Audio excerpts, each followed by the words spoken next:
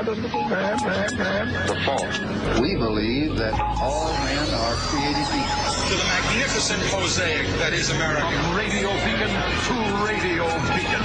I have a dream today. Change has come to America. Believe it. Knock, knock. Who's there? It's a figment of your imagination. Randi Rhodes Show. Turn up your mind. This is wrong! A disaster in Georgia. We have people that are waiting in line in a health pandemic for 4, 5, 6, 7 hours. It is unconscionable. As massive lines, out-of-service voting machines, inexperienced poll workers, and delayed absentee ballots create a perfect storm of election day problems that could foreshadow trouble ahead for the general election in November. Good morning. The state was one of the first, led by a Republican Secretary of State Brad Raffensperger, to send absentee ballot applications to all of the nearly 7 million eligible registered voters because of the coronavirus pandemic. But something went wrong. We're just being told it's a situation with the machinery. Latasha Brown, co-founder of Black Voters Matter, makes ensuring access to the ballot her life's work. But she was stunned to find herself waiting for hours to cast her ballot and potentially being exposed to the coronavirus. I stood in line for 3 hours. She drove around town to different polling locations, noticing a clear disparity. On the side of town, consistently, on the Black polling sites it went to, one after the other, including my own, people had been in line waiting for 4 or 5 hours. On election morning, Terry Jean, who works as a caregiver, took a client to vote in Sandy Springs, a mostly white, higher-income part of Fulton County. We was in and out in 7 minutes, but I live here in Southwest Atlanta, so this is where I have to go vote, and I've been in line for at least 30 minutes already. Jean stood in line for nearly 2 hours. Courts ordering polling locations that opened late or had other problems to remain open past the 7 p.m. closing time, and state officials, including Atlanta's mayor, urging voters to stay in line to cast their ballots. Basketball star LeBron James weighing in, tweeting, "Everyone talking about how do we fix this, they say, go out and vote. What about asking if how we vote is also structurally racist?" In Georgia, the official whose office oversees elections pointed his finger at some county officials. It's just totally disorganized mess. They had 3 additional months to get ready for this. What did they do? They squandered that time. Secretary of State Brad Raffensperger and other state officials calling for an investigation into the problems. His office says 96% of absentee ballots were delivered to the more than 1.5 million voters who requested them as of last week. But voters waiting in line at polling places complained they never received them, so they voted in person, adding to the long lines. So many people I talked to today would not have been in line if they had gotten that ballot back. And the counties process those. In this potential battleground state, a warning for the rest of the country. So we have a lot of corrections to make for the future. I don't want to say I'm embarrassed. I'm disappointed. To me, it's a series of bad decisions and bad management. Here we go again, everybody. Here we go again. What is the best thing you can do in 2020? Oh, well, let's go vote. Voting is not supposed to be an episode of Survivor. You understand? It's not The Great Race. It's not a reality TV show of endurance. It's not The Biggest Loser. It's not any of those things, okay? And voting is not supposed to be, hey, go out and stand in line for hours and hours and hours and hours and maybe get a provisional ballot and maybe have it counted. That is not what voting is supposed to be. Exercising your right to vote. Maybe we should change that expression because it makes people think like secretaries of state in, let's say Georgia, that people need to exercise in order to get access. No, that is not what it means. Every time I'm online and I'm following an election, and I see news packages or I see pictures of people sitting in lawn chairs in the rain with their babies and an umbrella, exhausted or standing out in the hot, blazing sun for hours. I don't know if I'm watching America or some backwards third world banana republic or some sadistic challenge on TikTok. Remember the ice bucket challenge? Yeah, I mean, it should not be that to go and vote. Eventually, Republicans will not let us vote. I mean, you know, this is the way that they would prefer it. And Donald Trump is looking for the only thing he knows how to do and create chaos, absolute chaos, because the Republican Party is tanking. Only about 30% of America considers themselves Republicans anymore. So it's actually less than that. I think it's 28%. So when you see 88% of Republicans still support Donald Trump, remember what you're talking about. You're talking about 88% of 20-something% of the American people. The man knows he's going to lose. Mitch McConnell knows he'll lose in Kentucky. Georgia, I mean, Kemp beat Stacey Abrams by freaking cheating. That is why they had new voting machines in Georgia. A federal judge ordered Brian Kemp, I'm confusing my Kemps. Brian Kemp, the governor of Georgia, a federal judge ordered him to replace the voting machines that they were using because the software that they had in these Diebold AccuVote machines, that 2005, it's 2020, can I just remind you?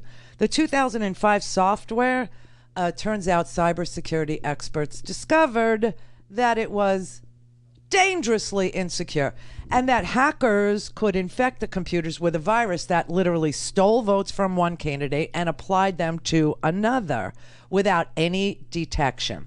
That is why Georgia was ordered to get rid of these machines. The previous machines, you could install malware in just one machine. You only needed access to just one machine. And you could infect the entire system and manipulate every voting machine. That's how Kemp won, okay? He was the Secretary of State in his own election against Stacey Abrams. And then on top of it, just to secure himself and to make himself feel, comforted, he did a massive voter purge, predominantly in Democratic areas. Translation, black. And they closed 214 precincts after the Supreme Court invalidated parts of the Voting Rights Act, the pre-clearance portion of the Voting Rights Act. Now, remember, we're going to go into 2020 with no pre-clearance, requirements, because that's been struck down. Now, what's interesting about that? Well, it meant that if you were Brian Kemp or if you were some devious Republican and you wanted to close all these polling places, which again happened yesterday in predominantly South Atlanta, black Atlanta, you had to pre-clear it with the feds. Now, in this case, I'm sure the feds would have said whatever, don't worry about it. But they don't even have to do that anymore. And so after the massive closures of polling places, after the purging of Democratic voters, and after infecting or knowing that malware only needed to be installed in one machine and affect all the other machines so that you could transfer votes from one candidate to another without detection, a federal judge said, you need new machines. So now these new machines, the poll workers have to load every voter's ballot into an access card. And then the voter inserts the access card into the machine, and their ballot is supposed to appear on this touch screen. And then after the voter selects their preferred candidate, the ballot is printed. And on that ballot is what they call a QR code, and they feed it into a machine. That is to create, in theory, a paper record of every vote. Two problems over here. Hackers can manipulate the QR code and change the vote count. And the second problem is many of the cards just don't work. Mail, anyone? Mail? Anybody for mail? Anybody? Everybody? Now, here's the problem with mail. the new Secretary of State who works for the old Secretary of State, who is now the governor. And of course, you know, the Secretary of State controls all the elections in your state. All the states have their own Secretary of State. Every state has selects the manner in which they choose their electors in a presidential election. Well, the reason, so this Secretary of State decided that he was, due to the coronavirus pandemic, he was going to send applications, which is what California did, to each and every voter to ask them if they would like to apply. If they were a registered voter, they got an application, if they would like to apply to get an absentee ballot. Well, Georgia is using out-of-state processors for those requests. There are processors in Colorado and one in Arizona, and they took weeks, even months, to send the ballots across the country to Georgians, and they missed the deadline, which for them is everything because it's election day. And so the people who requested the absentees didn't get them, and they went to the polls, but they closed down a majority of the polls yet again, this time under the auspices of, well, you requested absentee ballots, so we don't need that many polling places, no pre-clearance requirement. And so they were allowed to do that. And people got stuck in the rain and in the freaking heat for 7 hours in South Atlanta. The beauty of those people, they didn't give up. Polls stayed open last night. I think the last voter voted after midnight, or like 12:30 at night. Now we have to wait for all the absentees that did get to the people who used them to be processed. We don't even know what the results are. So, what is this? June 10th? July, August, September, October, November. 4 months until the presidential.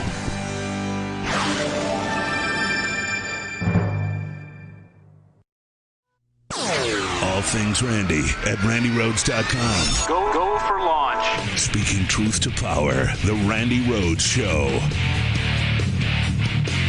Oh, man. As if it isn't enough that the Floyd family has gone through 2 weeks of grief in public, grieving in public. I don't even know how they did it. I just don't. And never making a mistake, never losing it, never saying the wrong thing, because they have to be like super careful, because we don't need white people in this country to say they deserved it. See, look how crazy that family is. They deserve. So the dignity that they had to display, and it seemed very natural for this family, gotta say, but the dignity that they had to display. And now all the memorials are over. Yesterday was the family's private funeral, which was aired all over the world. I mean, everybody watched it. And today, 1 day later, George Floyd's younger brother, Philanese, he showed up in Congress. They had hearings today. They're having hearings today on the policing in this country, on ending the pain. And the lead witness, I guess is what you would call him, was George Floyd's younger brother, Philanese. Chairman Gerald Nadler and members of the committee, thank you for the invitation here today to talk about my big brother, George. The world knows him as George, but I called him Perry. Yesterday, we laid him to rest. It was the hardest thing I ever had to do. I'm the big brother now, so it's my job to comfort my brothers and my sisters, Perry's kids, and everyone who loved him. And that's a lot of people. I have to be the strong one now because George is gone. And me being the big brother now is why I'm here today, to do what Perry always would have done, to take care of the family and others. I couldn't take care of George that day he was killed, but maybe by speaking with you today, I can make sure that his death would not be in vain. To make sure that he is more than another face on a t-shirt, more than another name on a list that won't stop growing. George always made sacrifices for our family, and he made sacrifices for complete strangers. He gave the little that he had to help others.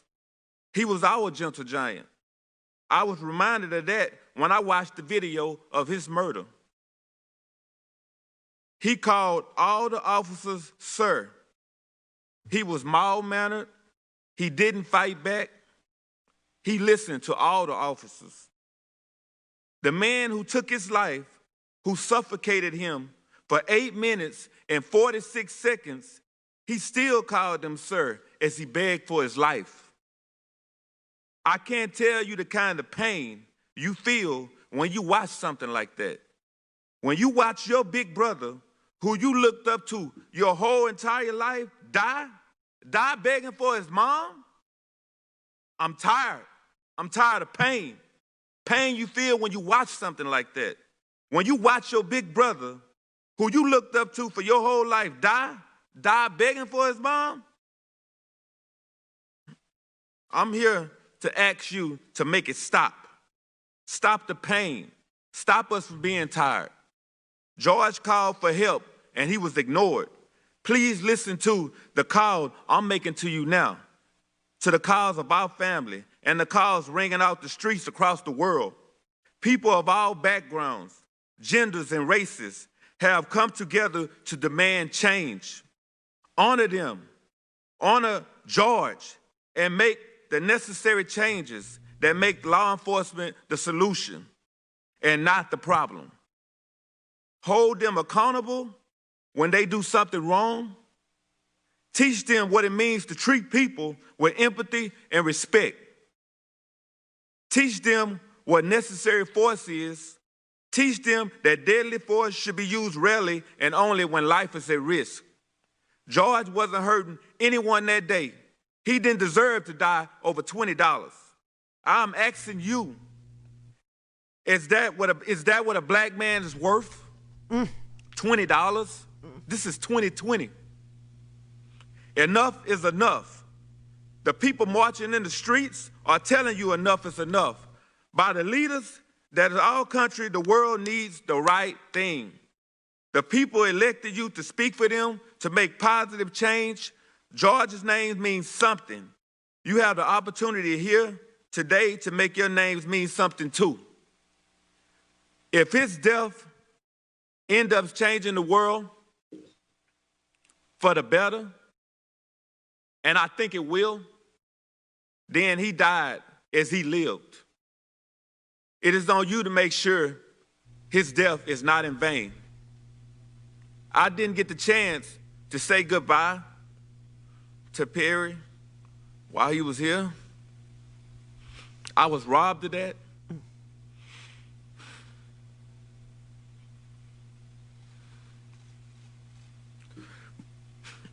But I know he's looking down at us now. Perry, look up at what you did.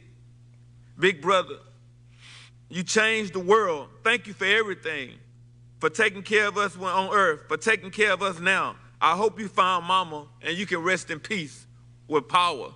Thank you. Unbelievable. I don't know where they find the strength, but it is a broken system. Everything in this country is broken, and I don't know what people expected when they voted for a mentally ill fraud. I don't know what you expected would happen. I don't know that if you thought that America would look like this, meaning protests in the streets, meaning video showing that the police are repeatedly lying in their police reports, repeatedly lying. Remember when George Floyd died, the Minneapolis Police Department's the report initially said that he had a medical incident during a police interaction. When you saw the 75-year-old man in Buffalo, the police report said he tripped and fell. It didn't say that a police officer shoved him with a baton.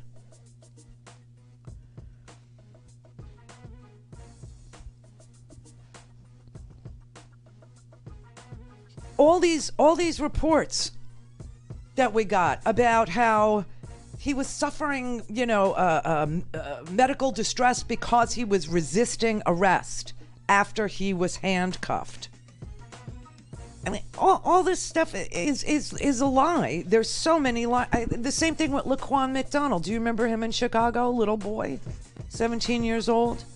They said he was approaching officers with a knife. A year later, we got the video. He was walking away from the police. At least John Van Dyke, the officer that, shot him, got convicted of second-degree murder. It's broken. Connect.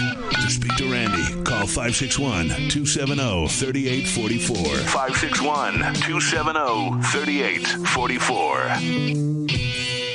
Hello, everyone. The transition to greatness has officially begun. The ongoing coronavirus threat, the death toll in the U.S. now officially topping 110,000. President Trump, the jobs president who created the hottest economy in modern history. The National Bureau of Economic Research said we entered a recession in February. Friday's jobs report was encouraging, to say the absolute least. Look, there was a problem in how this was compiled. The unemployment rate probably should have been more like 16.3%. Once the National Guard came in, D.C. was secure. Tear gas is now being fired. They don't want these protesters to be there, even though they were peaceful. There's no regrets on the part of this White House. A Trump opportunity zone.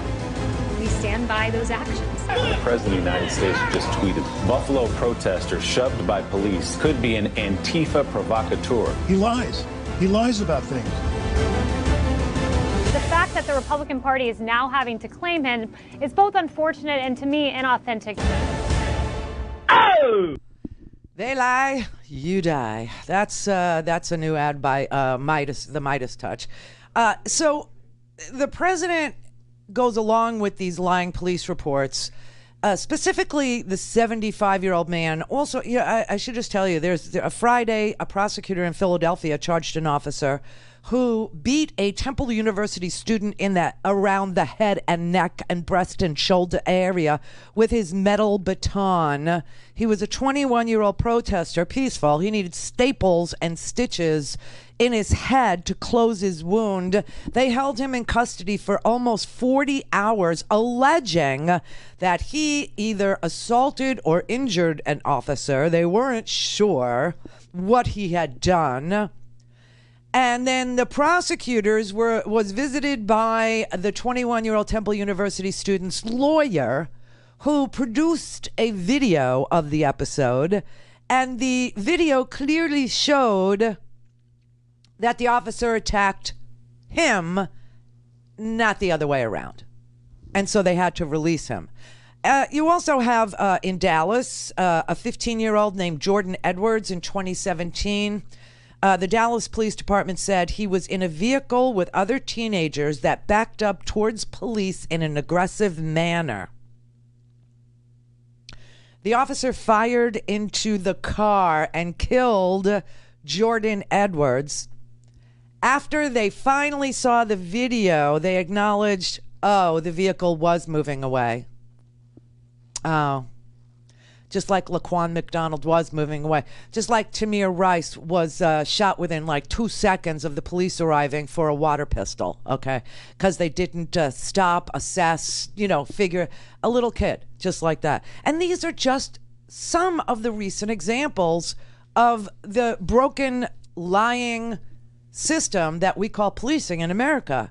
The President of the United States then tweets out after... There's obviously video from several angles about a 75-year-old man named Martin Gugino, who's still in the hospital, by the way. They said he'll be there for probably another week or two. That the guy was using some sort of a scanner, and that he was trying to, insert himself. Who the hell? And that he was an Antifa activist. None of that is true. And I have to tell you, Jennifer Rubin, who's not really like a liberal columnist for the Washington Post, she's got an article. I put it in the homework today. I know it's an opinion piece, but it's so easily provable as fact. It takes a village to create a monster. And the Village is everyone who ever worked for Donald Trump, everyone who still works for Donald Trump. General Milley, who was in full combat gear in Lafayette Square. Bill Barr, who lies about the use of pepper spray and whether or not, CNS gas was used. Obviously it was. There were photos taken of the canisters on the police uniform and then on the street. I mean, the lying is epic. It's absolutely out of control. The police have been lying for a really long time. And you know why? Because they're egged on. They're egged on and they're protected by the police unions. The police benevolent associations. That is a lobby shop. That is a union lobbyist. And yesterday was no exception. The head of the New York union, Mike Mara, stood in front of cameras yesterday and said, he sounded to me like Fredo. I'm smart. I want respect. Not realizing that respect is earned, okay? You can't be banging cocktail waitresses 2 at a time on the craps table and get respect, okay? It just doesn't work that way. But he stood there as their lobbyist and started screaming and yelling that the police officers in New York had done nothing wrong. They had done absolutely nothing wrong. Hey, NYPD, I gotta tell you, we saw what you did. I saw what you did with my own 2 eyes. And we can feel it coming in the air at night. Oh, Lord. You make American Psycho look like a normal, Disney film. What is wrong with you? We watched you enforce curfew by banging people's heads in. This was a curfew enforcement. These were completely peaceful protests. There hasn't been any contretemps in New York since day 2. Nothing had happened.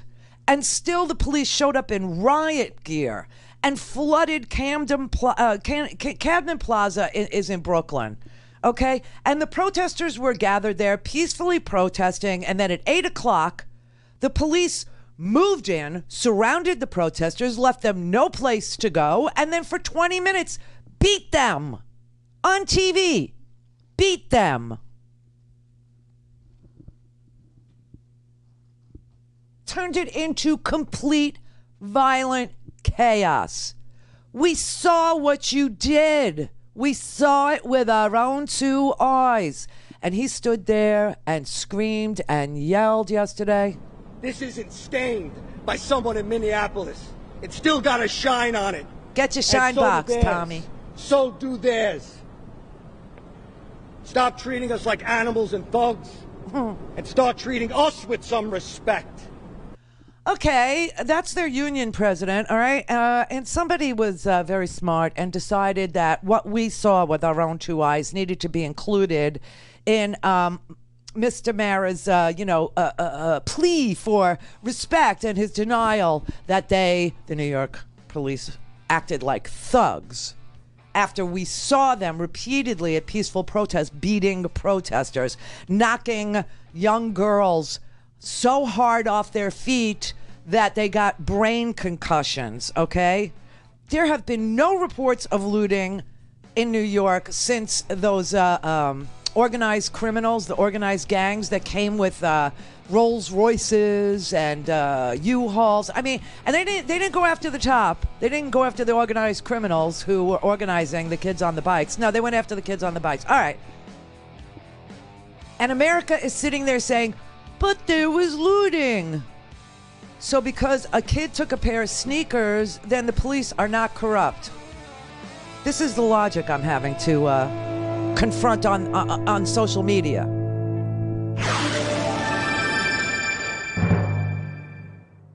This is the Randi Rhodes Show. To speak with Randi, dial 561-270-3844. That's 561-270-3844. All right, let's put Union President Mike Mira in context as he screams for respect. Everybody's trying to shame us. The legislators. Oh. The press. Oh my God. Everybody's trying to shame us. Into being embarrassed. Oh my fucking God. Well, you know what? This isn't stained. Oh! It's still got a shine on it. Stop treating us like animals and thugs. Start treating us with some respect.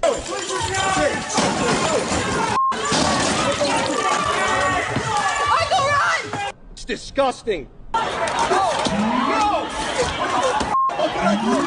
Trying to make us embarrassed of our profession. Don't resist! Don't resist! Don't resist! Don't resist, bro! I'm not! And that's all I have to say. Maybe you didn't hear. I don't do shines anymore.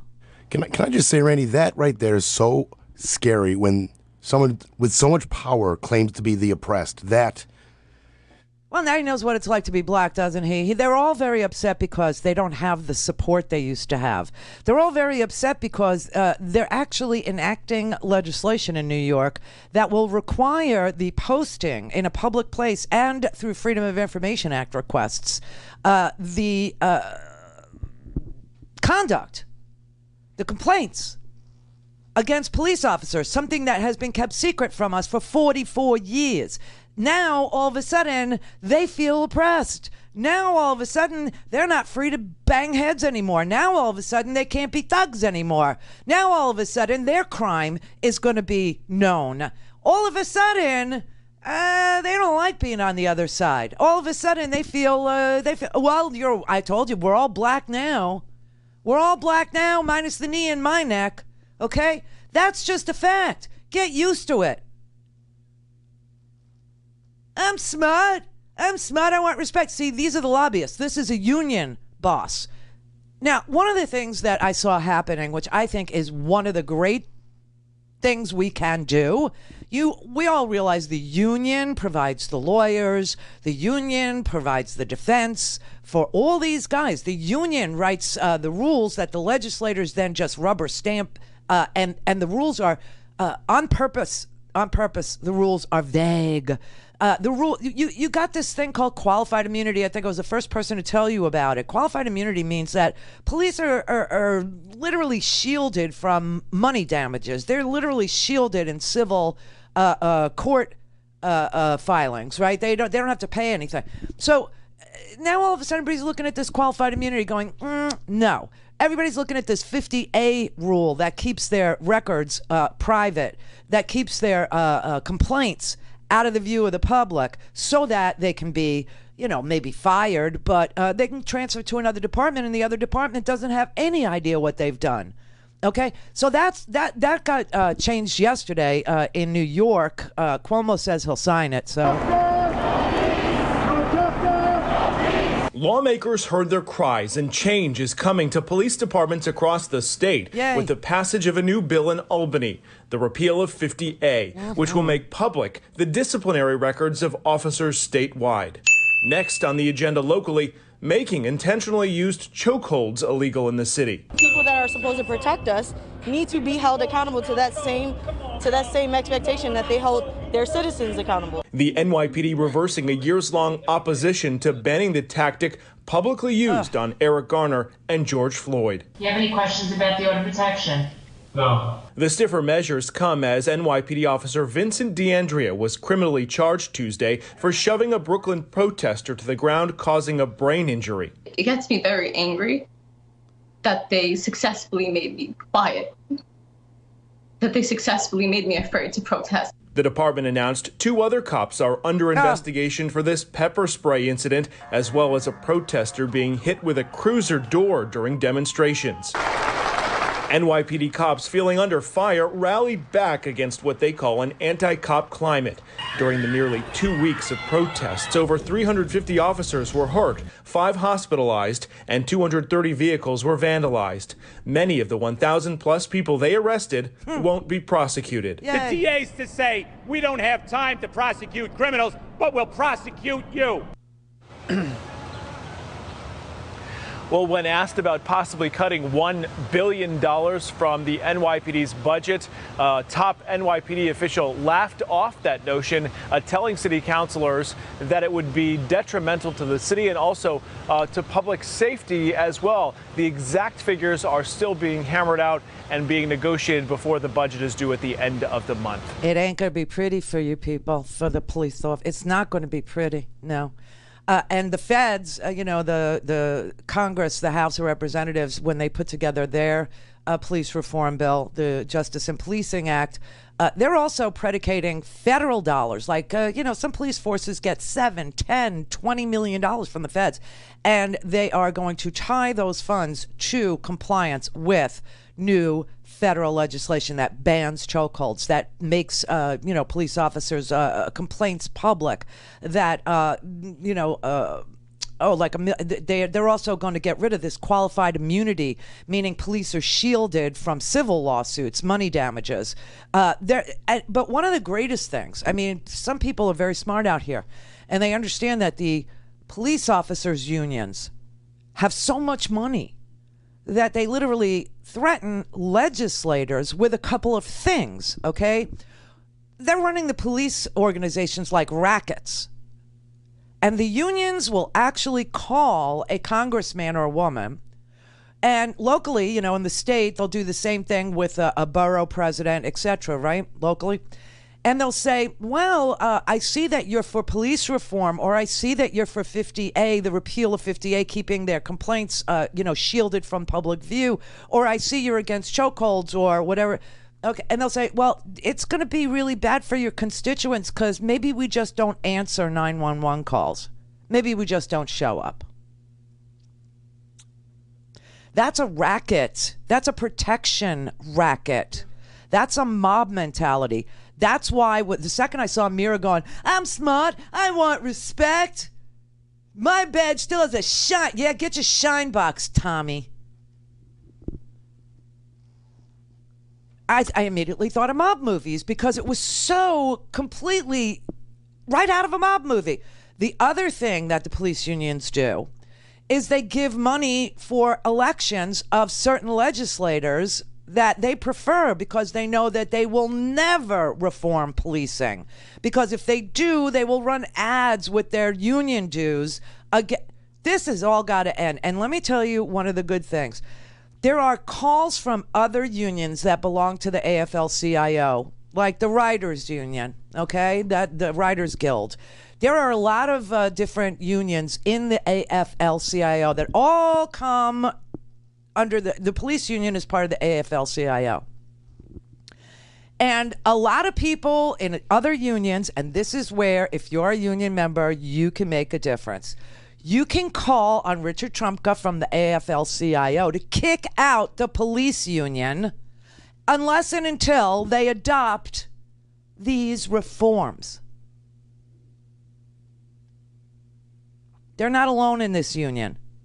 AFL-CIO has affiliates all over this country, and they have a responsibility to their members to show leadership when people are when a peaceful protester is no longer treated as a peaceful protester. This is why the prosecutors in Brooklyn, this is why the DA in Brooklyn, this is why Cyrus Vance, the Manhattan prosecutor, this is why they are saying we are not going to prosecute peaceful protesters.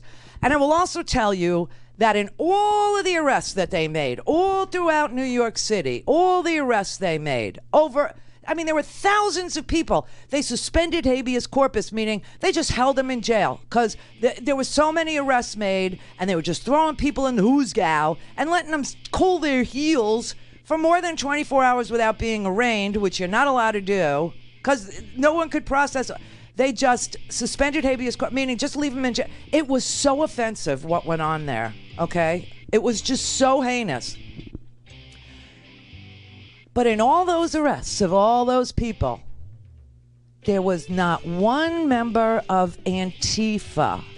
There was nothing in the way of organized extremist violence on our side. And yes, I'm anti-fascist. Yeah. you could count me in on it. If you're going to label me something, anti-fascist, I'll own that. My dad would own that. Everybody that fought in World War II would own that.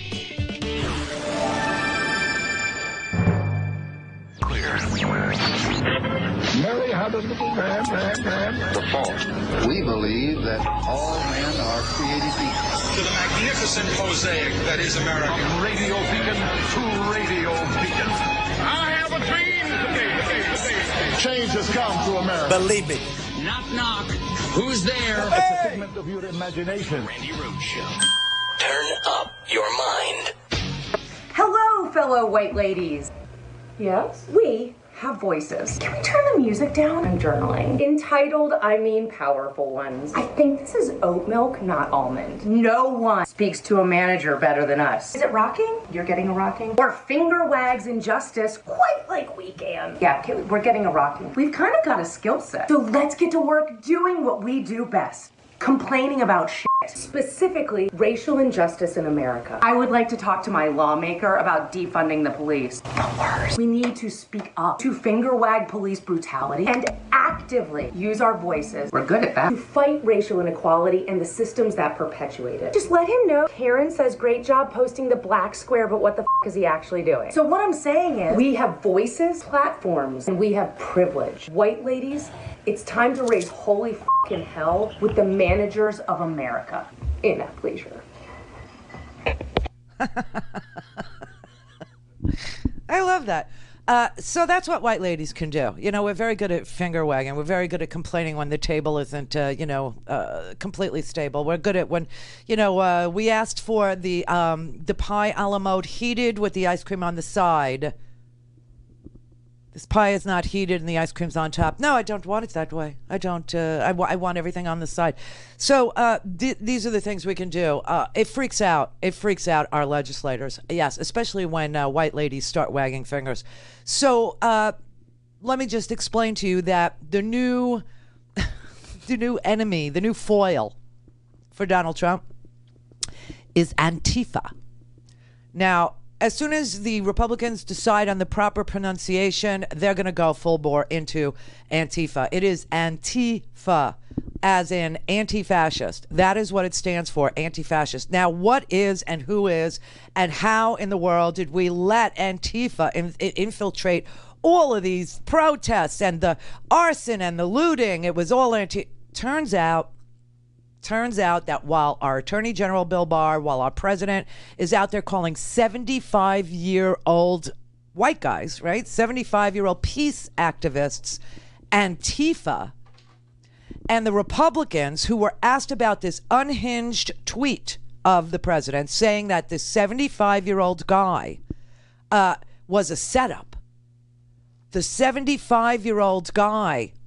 It was just so, he said, I watched, this is the president of the United States, talking about Martin Gugino, who's still in the hospital, by the way, because the police took their baton and pushed him so hard on the ground that he suffered a brain injury. Same with our friend, the girl in New York, who also suffered a brain injury because the police decided that she wasn't moving fast enough after curfew, and they just pushed her out of the way. And by the way, the supervisor of that police officer that pushed her to the ground was with the police officer who pushed her so hard that she has a brain injury. They're so broken, it's unbelievable. But anyway, Donald Trump decided he needed to fight back. So he decided yesterday that he would tweet about the video footage that 54 million Americans saw of Martin Gugino, a 75-year-old man who was pushed, and the police report said he tripped and fell. Again, lie. All lying. It's like the protester who was wearing a face mask in New York, and the police reached to his face, pulled his mask down, and pepper sprayed him at point blank range. I got one that I could show you that'll just blow your mind. It's a white guy standing there smoking a cigarette, and the police are like, menacing him. And he's like, what are you going to do? And he turns his back on the police and then turns around and boom! Like an inch from his face, fired a canister. of tear gas in his face. People lost eyeballs, okay? Literally, they lost their eyes. Anyway, Antifa. So the president is tweeting about Antifa and saying 75-year-old Martin Gugino, he said, I watched. He fell harder than he was pushed. He was aiming a scanner.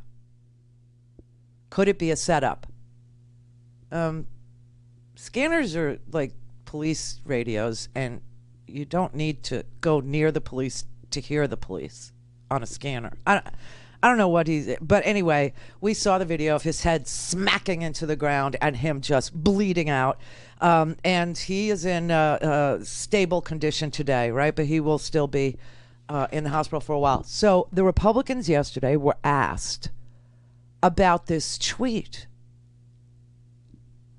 of the president's. And like I said, it takes a village to create a monster. These are his enablers. What about the president's tweet, though? Was that appropriate, sir? As I said, we are discussing in the Senate Republican Conference what response we think is appropriate to the events of the last 2 weeks. This Buffalo protester. I just saw the tweet, and I know nothing of the episode, so I don't know. I'm not as fixated, I guess, as some people. At least one Republican senator, Mitt Romney, criticized it. Yeah, I saw the tweet. It was a shocking thing to say, and I won't dignify it with any further comment. New York Governor Andrew Cuomo called on the president to apologize. You think the blood coming out of his head was staged? Is that what you're saying? Yes. You saw his head hit the pavement. You see blood on the pavement. How reckless, how irresponsible, how mean, how crude. I mean, if there was ever a reprehensible, dumb comment, and from the President of the United States. Now, Jake, I just got off the phone with a friend of Gugino's. He said this is a surreal experience because of the president's tweets, and he wants people to know this is not just some faceless figure, but a real person with a real name that the president is spreading this conspiracy about. Seriously, the president will attack anybody and blame anybody so that he can be the victim. You know, the president is always the victim because he is mentally ill. He is. He's a mentally ill fraud. He is some version of a malignant narcissist, and he is mentally unstable and dead inside. And those Republicans who stand there and defend him or pretend that they only read Twitter or only write on Twitter. They don't read Twitter. That's what I think Marco Rubio said. Oh, I only write on Twitter. I don't read Twitter. I just saw the tweet, and I know nothing of the episode, so I don't know. I'm not as fixated, I guess, as some people. I didn't see it, and I didn't. I saw the what, that he had fallen. Senator Shelby, what did you think of the president's tweet? What do you make of the president's tweet this morning? And does the president need to be more There's Cornyn walking away. So no real response to it, but I don't think it should be surprising in general because he tweets a lot. Senator Mike Braun from Indiana could be very proud of him. Well, he tweets a lot. He's attacking a real person, a 75-year-old person who spent his entire life peacefully living, peacefully speaking up, peacefully. Okay, so obviously the president needs a new foil. He's got to be victimized by somebody. And so Bill Barr and the president of the United States have decided that it's going to be, this time, Antifa. Okay. Previously, let's see, what foils have the Republican? Oh, right, Acorn.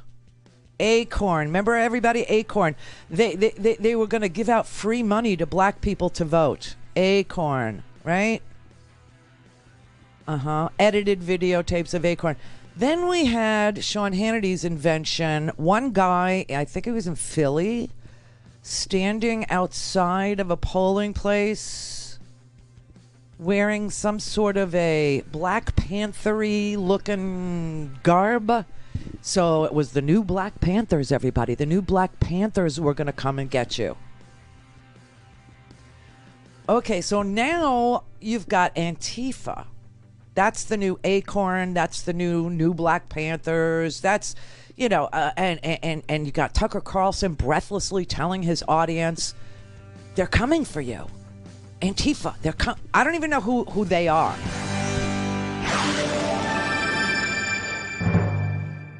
Clear for takeoff. The Randi Rhodes Air Force. There are a plethora. All things Randi at RandiRhodes.com. Go for launch. Speaking truth to power, the Randi Rhodes Show. You ever notice they pick on certain people? I mean, he would tell you he's not the toughest person in the world physically, right? They don't go after bikers for Trump. You ever notice that? They don't go after our construction workers who love us. They don't go after the police. They don't go after... We have incredible people. You know, we're the elite. They say they're elite. You know, do you ever hear this? Hey, I live better than all of them. Oh, my God. Great education. The greatest houses. But I guess I'm not elite. They live like in the basement of their mom's home. Their arms are this big, look, like this. But they have the black masks on, and they have sticks, and they hit people. They hit people in the face, in the head. This Antifa. But you ever notice Antifa's never there when we have a bikers rally? They're never there when the construction workers and the unions are honoring the president. They're never around. They're always there when you have a single guy protesting in front of a school. Oh, the lying in that is just so, it's insane. And then in Springfield, Missouri, obviously he started with that, you know what this is, the size of their bicep, talking about Antifa. Now, first let's just look at who got arrested in this country for arson and federal crimes, for defacing and for burning down government property. So that would be a federal crime, okay?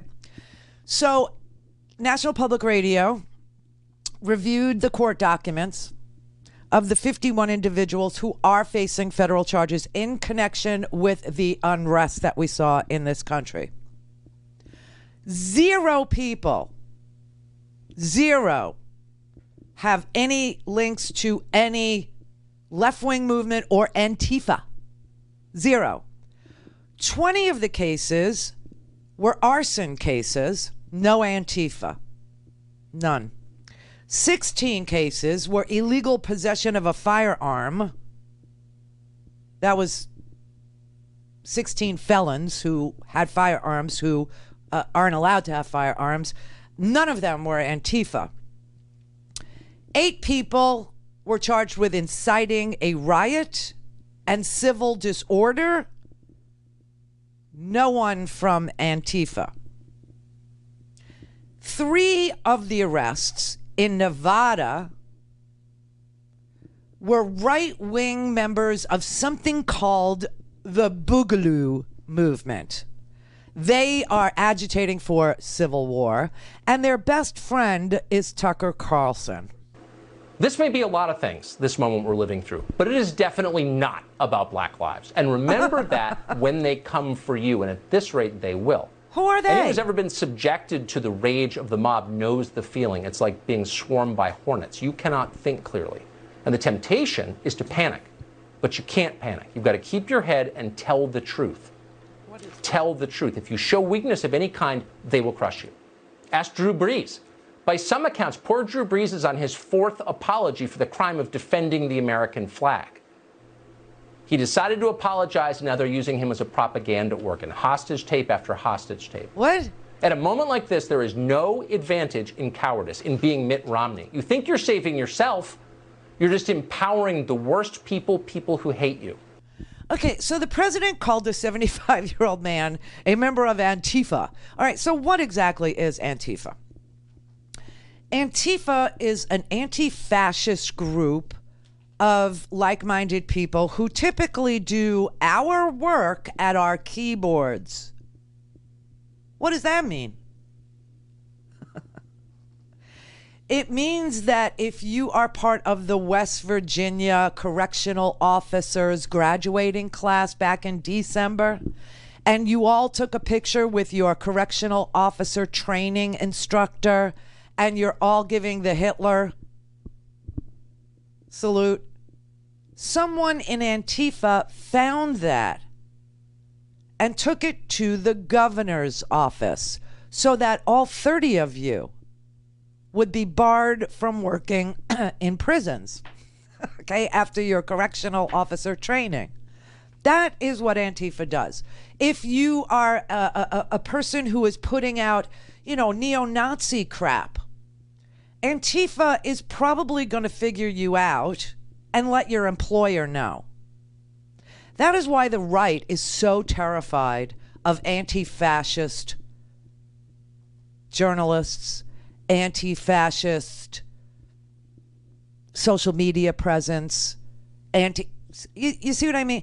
And when Trump's tweets started to be marked as false or started to be marked as maybe you need to know more about it, here's the real information about California voting or inciting violence or whatever, when somebody sits there and cuts up clips of the union president in New York and mashes it up with the actual environment that protesters found themselves in at the hands of police, that's an anti-fascist movement person.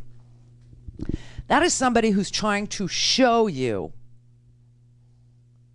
who is a fascist in this country, who is saluting Hitler in this country, who is inciting riots in this country, who are members of the Proud Boys, who are members of the Boogaloo Boys, who are posting on Stormfront, who are posting on 4chan, who are neo-Nazis in this country, who the protesters were in Charlottesville, what happened in the garage when that boy was just beaten to a pulp. Right? That's what Antifa is. It isn't an organization. It isn't, but it is the new Acorn. It is the new boogeyman. It is the new foil for Donald Trump because it's simple and people think they get what this is. We're not bikers for Trump. We're not organized like, Stormfront. We're not organized like neo-Nazis. We're not doing Unite the Right protests. You don't see that because there is no such thing as Antifa, just like there was no such thing as the new Black Panthers, just like there was no such thing as paying black people to vote at Acorn that was helping people apply for public benefits that they deserved to keep their lives afloat, to keep food in their houses. I mean, this whole crazy notion, and Bill Barr is part of it. Not only did he lie about the pepper balls, but he also said that these were the whole protest. They were infiltrated by Antifa. He said, and when he was presented with with these arrests, and none of them were tied to any organization at all, except for the Boogaloo Boys, 3 guys in Nevada. And the guy who burnt down the 3rd precinct in Minneapolis turned out to be a white guy, 23-year-old white guy. Bill Barr said, well, we still have some investigations underway, very focused investigations on certain individuals that relate to Antifa. But if that were true, it would have been in the charging documents. Okay, and the federal prosecutors that have prosecuted or charged these 51 individuals found 3 connected to right-wing white supremacist organizations, 0 on the other side, and nothing about it in charging documents. Call in, connect. To speak to Randi, call 561-270-3844. 561-270-3844. Here's just a little tiny snippet of the FBI Director Chris Wray testifying last year about the threats that the United States deals with and faces. At the same time, we're particularly focused on domestic terrorism, especially racially or ethnically motivated violent extremists. Not only is the terror threat diverse, it's unrelenting. Yeah, he's not talking about Antifa. He's talking about white supremacists. He's talking about neo-Nazis. He's talking about Proud Boys. He's talking about the Boogaloo Boys that want to egg on a civil war in this country. That's what he's talking about. That's what he's talking about. These anti-government, Civil War-oriented, South's going to do it again, kind of, bikers for Trump, tough guys. This is what he... And, our president, he segues so easily between, when he talks about tough guys and who we should be afraid of, the president. He tells us in the same breath, bikers for Trump and police. Tells us in the same breath. So are the police white supremacists? Is that what he's saying? And he needs a foil. He needs one. And so he's just going to name it that this time, because they were successful with naming, Acorn. I can't tell you how many people screamed at me, but Acorn, now they don't even know what it is. They can't even remember what they were so aggravated about. It's like the Republicans were all about this Tea Party thing, was all about deficits and spend. They don't even remember what their core principles are anymore, because their core principles were never that. Their core principles were, oh my God, I'm an old white guy and I'm going to be a minority in my own country in my lifetime. That is what they think. And they are so sure that they have done such hideous things to people of other races that they are terrified that those people are as ugly inside as they are, and that those people want their revenge. That is totally untrue. I know this as somebody whose entire family had seen rampant, rabid anti-Semitism. Nobody wants to get even. Just want it to stop. We just want the pain to stop. Only scared people, only silly people, stupid people, ignorant people, only angry people who can't think their way out of a paper bag think that they are so important that we who have been victimized by their prejudice, by their anti-Semitism, by their racism, that we would spend our time getting even for their hatred. Are you kidding me? Look, here's what people who have been discriminated against know. The people who discriminate against us only win if they can fill us with their hate. That's how they win. And we're not that stupid. There's been nothing but an outpouring of love in this country from the side that I sit on, from the side that I've advocated for my entire adult life. There is nothing but love that we want to see spread around this world. That is what we are interested in. It's what we respond to. It's what we know is the truth. People who are just so full of venom and hatred assume that we are too. Don't make that assumption. You're going to make an ass of you and me. It's ridiculous. But Tucker Carlson, they're going to come for you. I don't know who they are. I don't know what the they in that sentence was referring, but they're going to come for you. They are. They are going to get you. People who believe in justice and who understand that if there's injustice anywhere in this country, there is injustice everywhere in this country. People who get where the real looting takes place. It ain't some kid who says, oh my God, I'm going to walk through a broken window and I'm going to grab a pair of sneakers. That kid isn't stealing your future. Donald Trump and the Republican Party, who redistribute the wealth over and over and over and over and over again, they are threatening your future. The student loan organized crime, that is stealing our kids' future.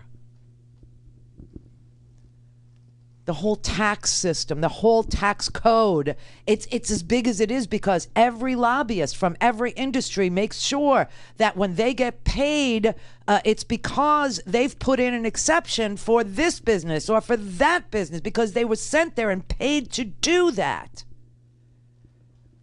The idea that money making money is taxed less than people who show up at a meatpacking plant pay on their salaries is ridiculous. That's looting. That's stealing. It's also socialism in reverse. All right, Marcelo in Texas. Oh, hello, Randy. How you doing? Good. Kind of nervous. I'm a retired police officer. I've spent 23 years here in Houston, and the things that I'm seeing today is just it's disgraceful. I mean, I just don't. I see a lot of fear among these police officers.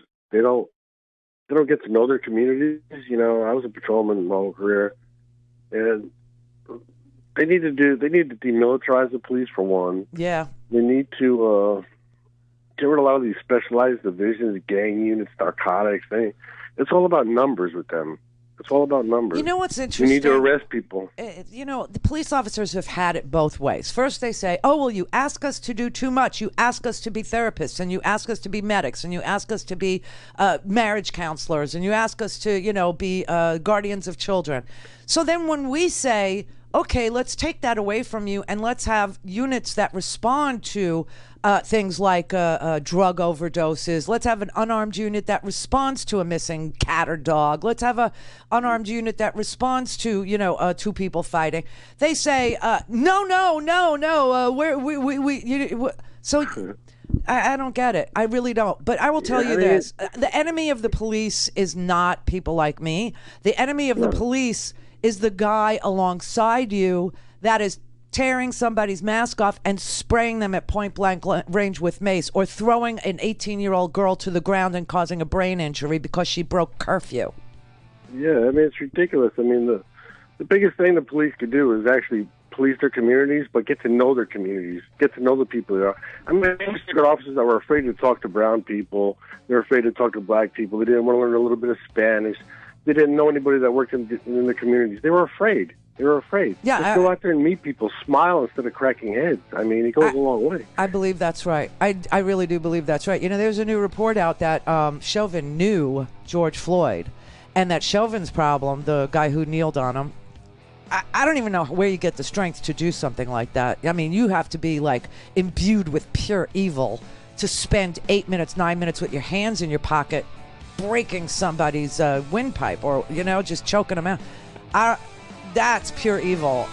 But they knew each other, we're finding out. And Chauvin was afraid of black people. This is the Randi Rhodes Show. To speak with Randi, dial 561-270-3844. That's 561-270-3844. Tonight, CBS News is learning new information about George Floyd and Derek Chauvin from a man who worked security with both of them at this nightclub in Minneapolis. Co-worker David Penny is breaking his silence, telling us that the two men had a history. What kind of history? They bumped heads. How? It has a lot to do with Derek being extremely aggressive within the club with some of the patrons, which was an issue.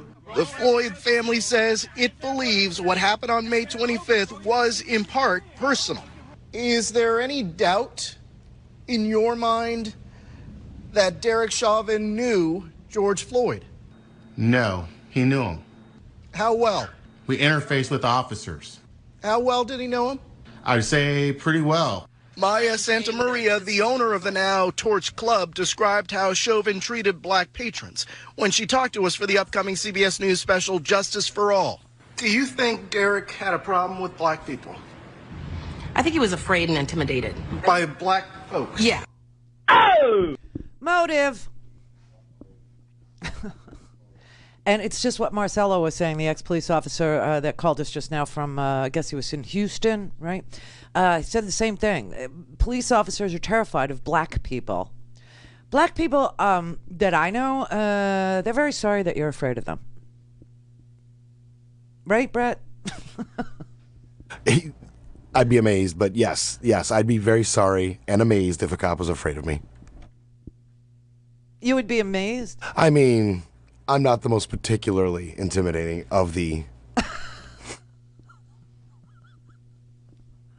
Black people are sorry that you're afraid of them. They really are. They're very, very sorry. So, cut the crap. People are people. I realize just don't. It's just so amazing. But we're fed this steady diet of hatred. We're fed this steady diet of us and them. Donald Trump is the king of division, the king of us and them, the king of polarization, and polarization has a price. Oh, what is that price? Well, it's $10 or $20 or $30 or $40 or $100 because today, it's a weird segue. Sorry, I apologize.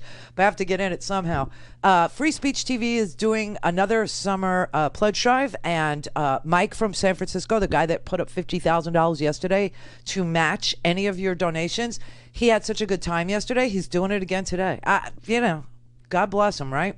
So today is another $50,000 match day, meaning if you would give $100, it would become $200. Mike puts up the other $100. Same for $5, same for $200, same for $1,000 becomes $2,000. Mike enjoys doing this. So thank you, Mike. Just dial the phone, 877-378-8669. There it is, 877-378-8669, or donate online at freespeech.org, freespeech.org. We're going to need all of our platforms. We're going to need DirecTV. We're going to need Dish. We're going to need Roku. We're going to need Sling. All the platforms that you use to watch this show and other shows that you like on Free Speech TV, we're going to need them. We're going to need every single outlet because this election is going to be like an episode of Celebrity Apprentice. It's going to be like an episode of Survivor. It's going to be like an episode of The Biggest Loser. It is going to be really tough, a super hard climb to get your ballot or to get to a voting machine. Georgia just decided not to even deploy machines yesterday. Some people arrived and they told them that the reason why they were having to wait online is because there were no machines deployed. There was not even a machine there. Then other people were told that the poll workers didn't know how to use the machines. They didn't know how to use the cards, the access cards. They didn't understand they had 3 months to get ready for this, okay? So do you think it's going to be easy to vote? I personally do in certain places. I think it'll be a no-brainer. I think you'll be fine in Washington State. I think you'll be fine in Oregon. I think you'll be fine in California. Other places are going to be a challenge, and that is why we are here. We're here to make sure that you understand there's no boogeyman. There's no acorn. There's no new Black Panthers. There's only secretaries of state who rig elections.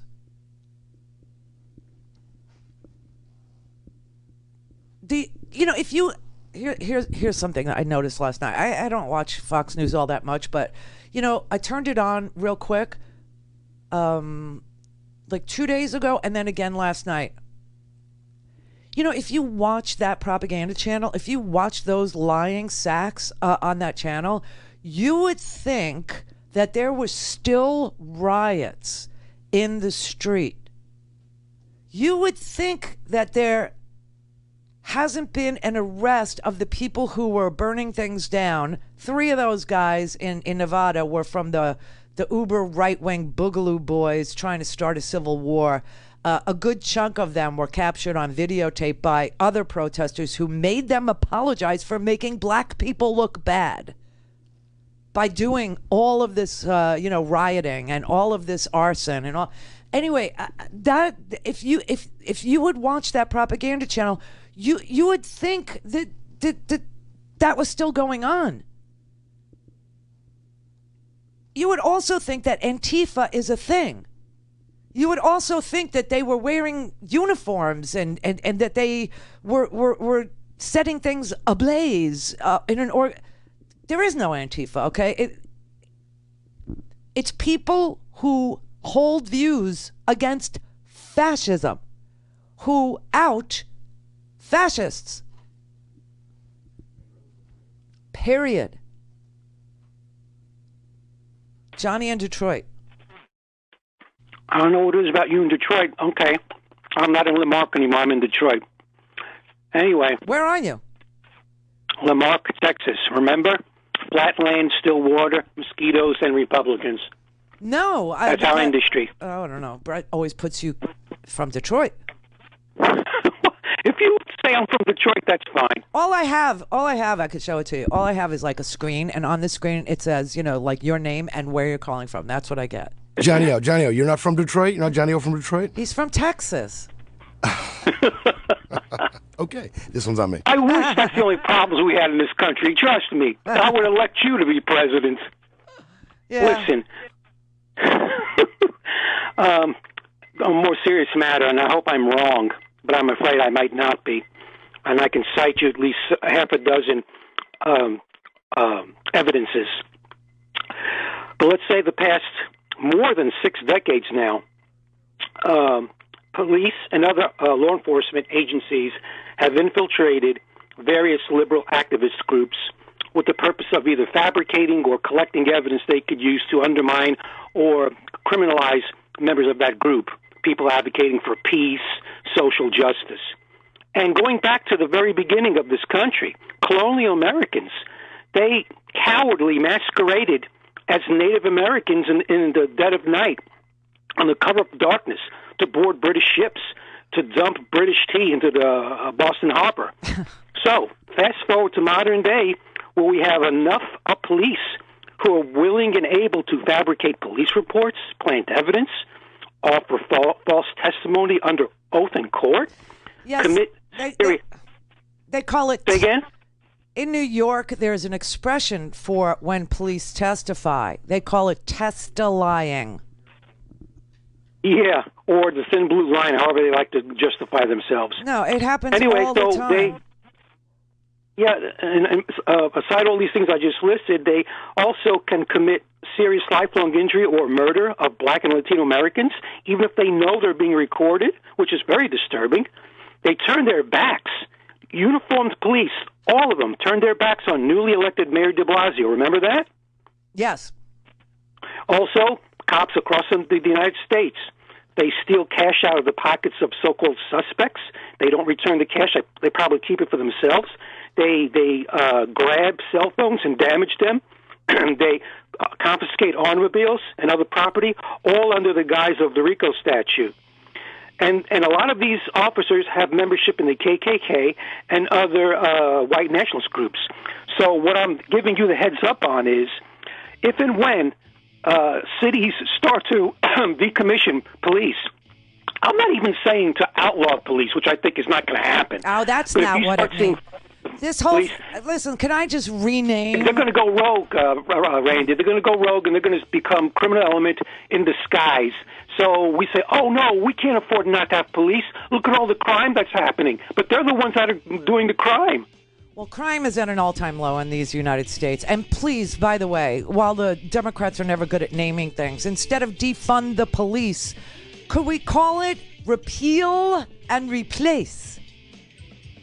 Yeah, there's a certain irony to that. It's like an O. Henry play. Repeal and replace. Mary had a little man. The fault. We believe that all men are created equal. To the magnificent mosaic that is America. From radio beacon to radio beacon.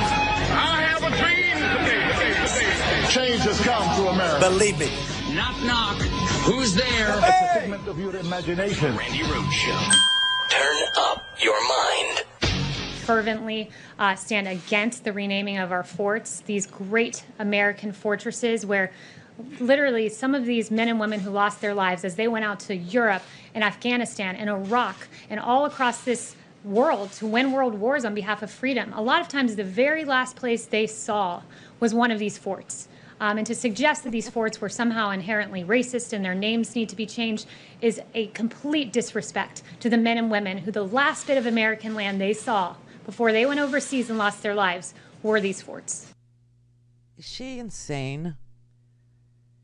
No, I know she's a liar. I mean, Sarah, your girlfriend, Sarah Huckabee Sanders before her, especially when she was sporting that Quaker schoolgirl, that badass Quaker school. My naughty Quaker, actually. Your right? naughty Quaker, yes. She was a liar. Before her, Sean Spicer was a liar. So we expect that position is going to be filled with a liar, but do not let something called a Kayleigh McEnany, rewrite American history.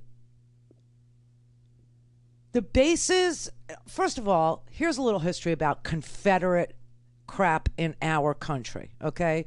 All these monuments and the bases named after Confederate soldiers, all the... You know when this started, the Confederacy renaming, or naming, or inserting itself into the American public square and the military? Do you have any idea when that occurred? It didn't happen after the Civil War. No, it did not. This all happened during Jim Crow. This happened between like 1900, really in earnest, most of these monuments. Most of these base namings and all this crap started in the height of Jim Crow from like 1920 to 1950. That is when the Daughters of the Confederacy were able to rewrite the Civil War history and decide to and what they taught their kids in the South, it's the war of aggression. The war of aggression. Or a war for states' rights, but they never finished the sentence. It was the war for the states' right to enslave people, to enslave Africans, to enslave black people, to enslave Negroes. That's when all of this building of ridiculous for losers. I thought Donald Trump hates losers. I thought he did.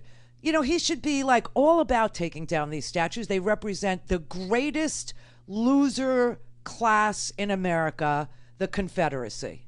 Seriously. And when the flags started to change and they added Confederate symbols to their flags?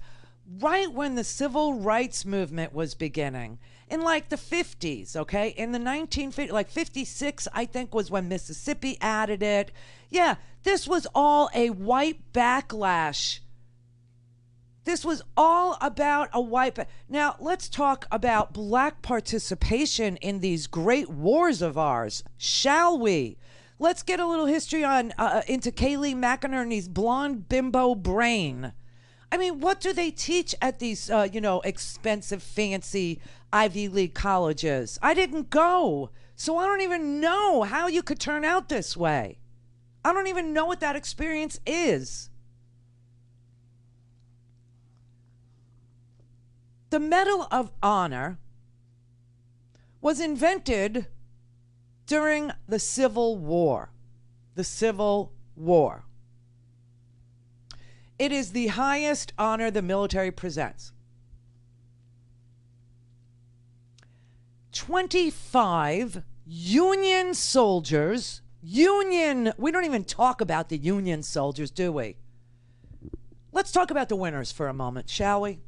25 Union soldiers who are African American, who are black men, won the Medal of Honor in the Civil War fighting for the Union. Why doesn't she know that? Why don't we name some of the bases after them? How's that for an idea? There was this infantry unit. I don't even know how many people ever even bother to check out the Union side of the Civil War because it had to be done. These people in the South were traitors. They were traitors who seceded from the United States and declared war upon it. There were only 11 Confederate states, and yet we have these stupid monuments in like 31 states. What is that about? I'll tell you what that's about. It's about sending a message to uppity black people, except those people died for our country over and over and over and over and over again in every freaking war, from the Spanish-American War, the Indian Wars, Buffalo Soldiers. What is wrong with people? What is wrong with this girl? It's so offensive. All right, so let's talk about this one really incredible regiment. They came out of Massachusetts, okay?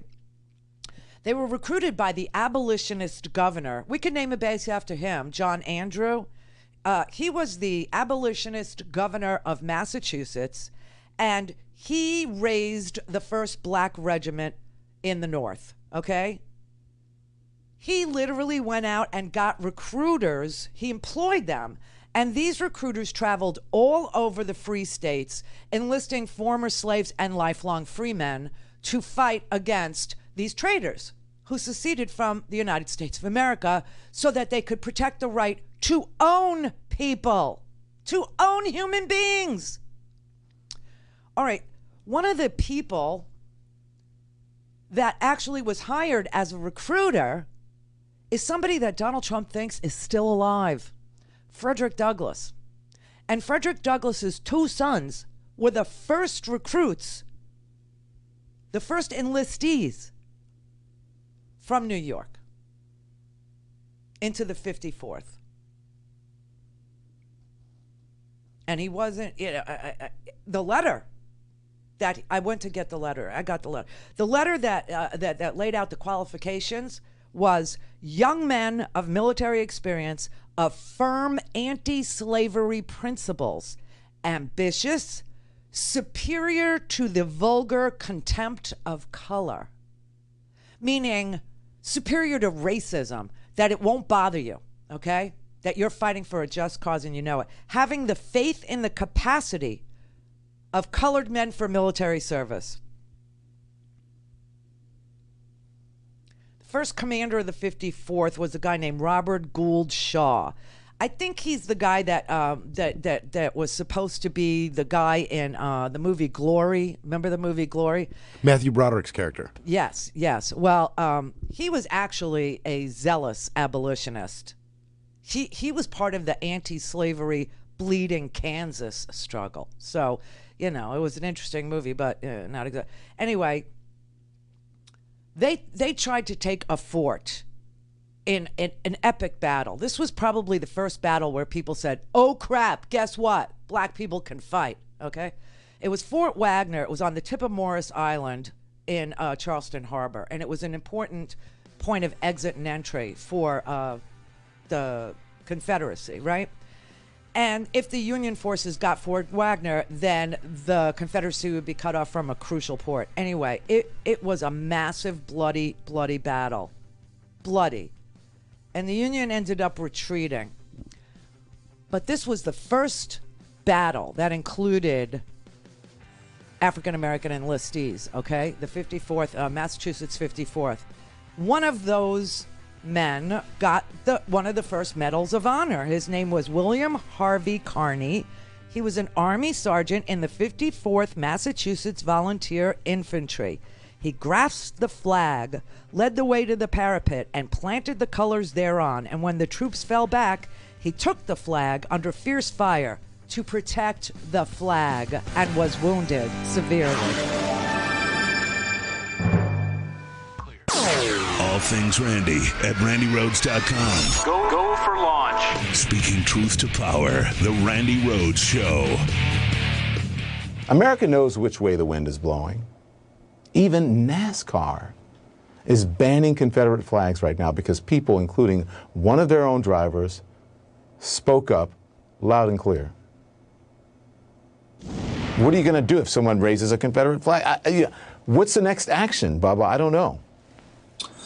That's a good question. That's why these conversations are being had right now, each and every day.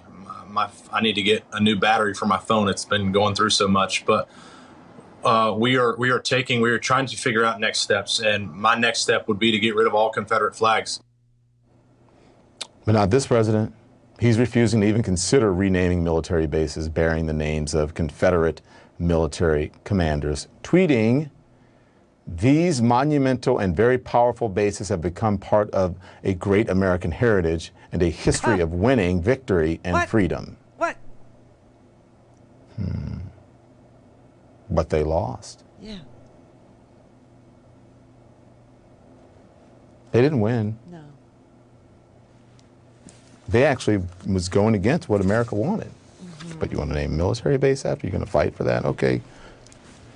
Do your thing. The president going against his own defense secretary and the secretary of the Army, both open to discussing renaming the bases. bases named after Confederate military commanders. In other words, the people, listen to me, the people these bases honor by bearing their names are traitors. Thank you. Thank you, Don Lemon. Thank you. Listen, there's so much wrong with the insulting posture that Kayleigh McInerney approaches that podium with. There is so much insulting going on coming from the president's Twitter account. There is so much lying. Yes, lying. We know it's lying, but the insults won't. The president of the United States seriously believes Frederick Douglass is doing good work. I mean, he does not understand anything about the Civil War. He doesn't understand that the Confederacy lost. He doesn't understand that the naming of things and the erection of loser statues in this country was done in the middle of Jim Crow, not during or after the Civil War. It was done during you had 400 years of slavery in this country, right? Right. Okay. After that, you had 70 some odd years of Jim Crow, segregation and humiliation and degradation. Then you had years and years of lynching, which still continue. That's why I don't have a number of years for that. We saw lynchings on the TV. We saw one the other day.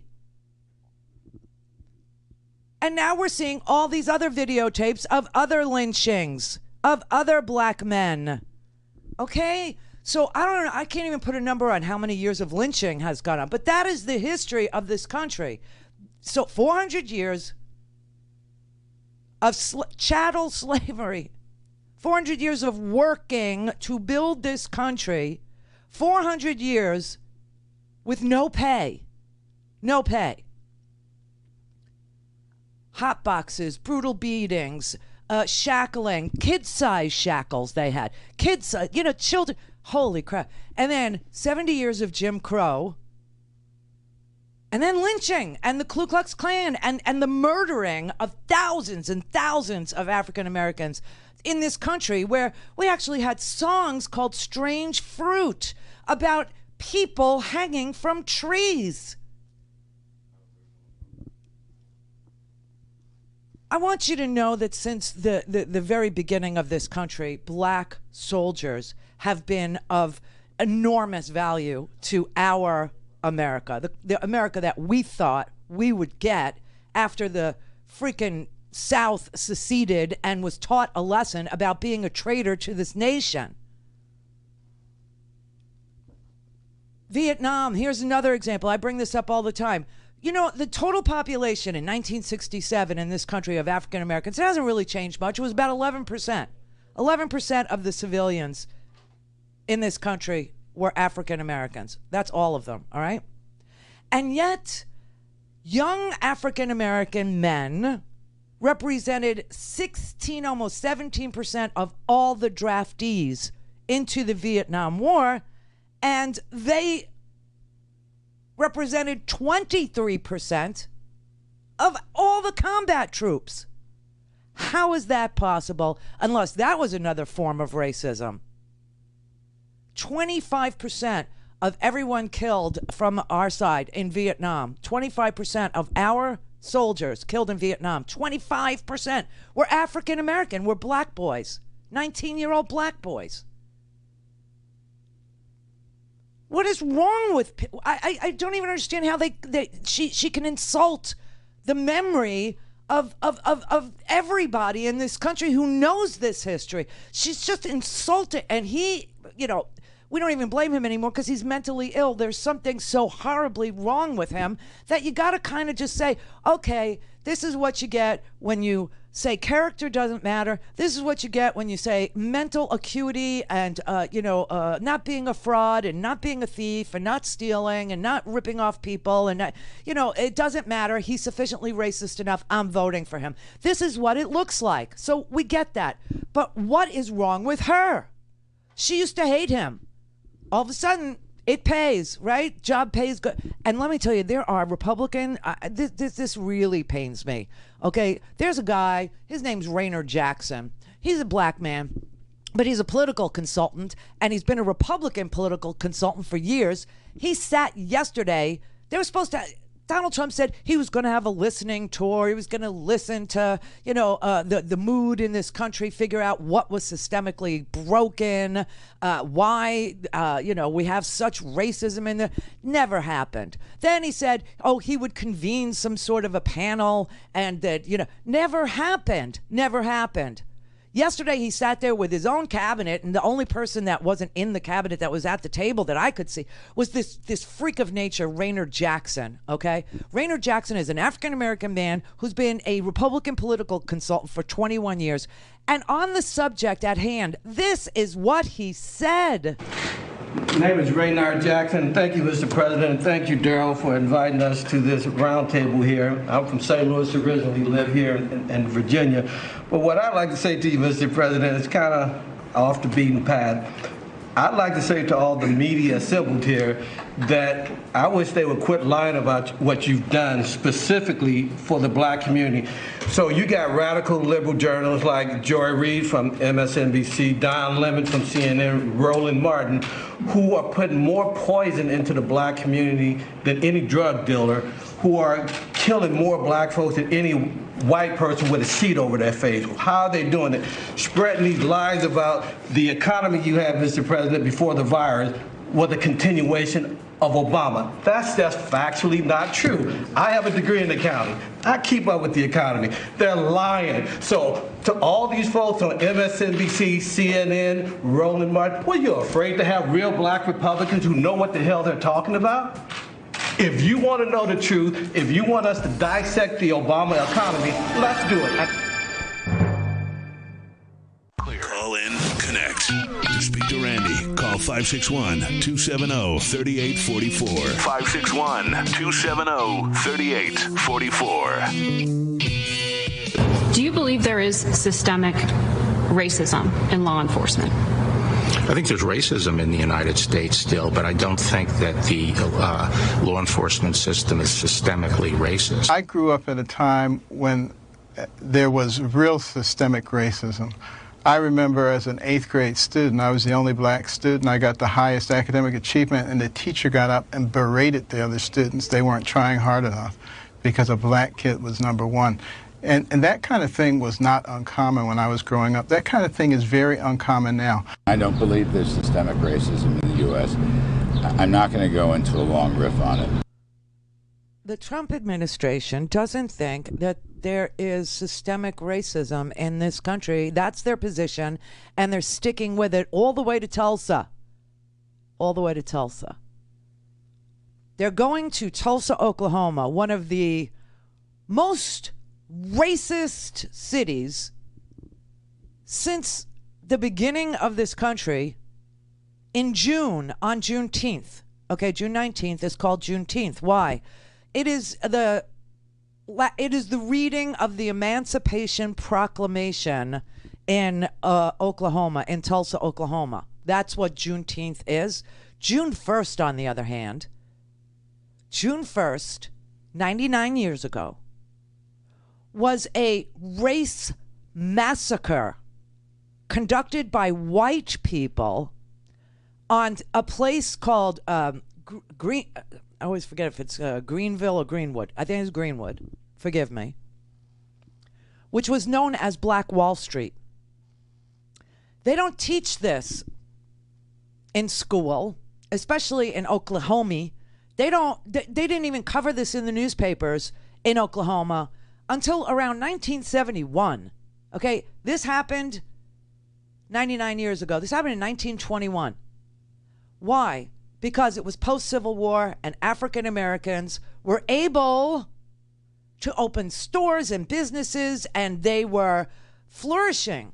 They were doing so well that some of the people in Tulsa were very jealous. How could this man have a grand piano in his home? I don't even have a piano, right? And so they did exactly what we've been treated to over these years and our lifetimes, sad to say. They said that a man got into an elevator with a woman in Tulsa, and the story is that he tripped and fell, and he reached for her, and she screamed. She's afraid. But they played that into she was raped. She was raped. It wasn't true. But this started a race riot. And race riots in this country were almost uniquely started by white people for almost a century. And they burned down 300 stores. They killed 300 black men and women. They burned down all the stores in this town. And this is where he wants to go to start his rallies.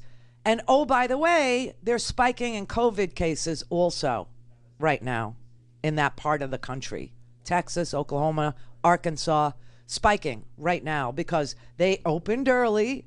People think the mask is some sort of a political statement and they won't wear it. And so their hospitals are inundated now. So, good luck to you. What do you want from me? He wants to go down there and he wants to do his rallies there. He actually announced this yesterday. We're going to be starting our rallies. The first one we believe will be we're just starting to call up, will be in Oklahoma, in Tulsa, Oklahoma.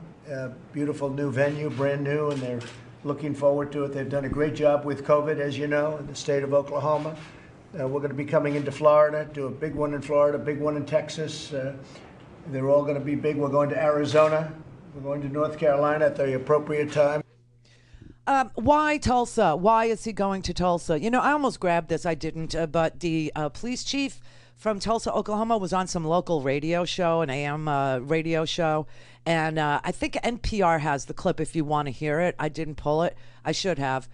Talking about, police are the greatest, and this whole Black Lives Matter thing is an attack on the police, and they're taking it personally. And he said, I swear to God, this was something he said. It's really sick. That the amount of black people that Oklahoma PD, that Tulsa PD, TPD, that the amount of black people that they kill is very low considering how many they should kill. He said that. That's where the president wants to go. A place where a police chief says the amount of black people that they are killing in Tulsa is very low. They should be killing more black people. A place that in June, and a lot of people don't know anything at all about Black Wall Street. They're just starting to find out about it because it was never, ever put in the newspapers. It's not taught in school. It was such a horror show that I guess Tulsa just thought, let's sweep this under the rug. We don't even want to talk about it. But this all started with a 19-year-old black man. His name was Dick Rowland. Know this history. Dick Rowland got into an elevator with Sarah Page. Sarah Page was a 17-year-old white girl. She was an elevator operator. Dick Rowland tripped in the elevator and grabbed her arm, and she screamed, and this turned into, he raped her. And this started a massacre. It's Greenwood. I took the time. It's Greenwood. This actually created such a... They burned 1,200 homes. 300 black men were scattered around the streets, dead. 35 businesses, 35 square blocks were burned to the ground. And no one was taught this in any Oklahoma school. It was ignored and it was missing from the educational curriculum. And I know, when I went to school, you learned about, American history, but then you also had a class about your state, New York history. Like in my case, I learned that the Dutch came here, and that's why, and they modeled New York after Amsterdam, and that's why it was called New Amsterdam, and, blah, blah, blah. Okay, but nobody taught this in any class. It was left out on purpose from the Oklahoma curriculum in the state. They didn't talk about it. They just ignored it. And June 1st, is the 99th anniversary of this massacre, and this is the place he chose. You know, Ronald Reagan did this crap too. Yep, he did. You would like to think Ronald Reagan wasn't a racist, and I know Ron Jr., and he swears his dad was not, but he certainly played the Nixon silent majority black Southern strategy game, and he played it right along with every other Republican who was looking to convert Dixiecrats, conservative Democrats, to vote for Republicans in 1980. And he did it. He went to a place called Neshoba, Mississippi, which was where the 3 white civil rights workers were killed. And he did it to send that dog whistle to white Democrats who were flirting with moving over to the Republican Party. And they did.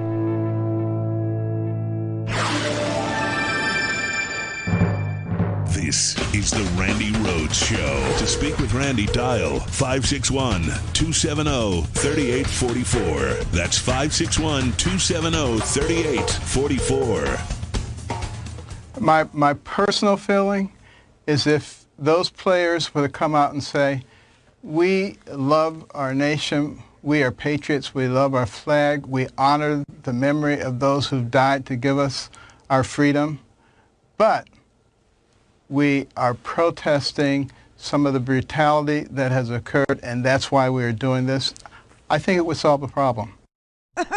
Solve the problem? Do you think he's actually been listening to the players, or have they just not been clear enough about what the issue is?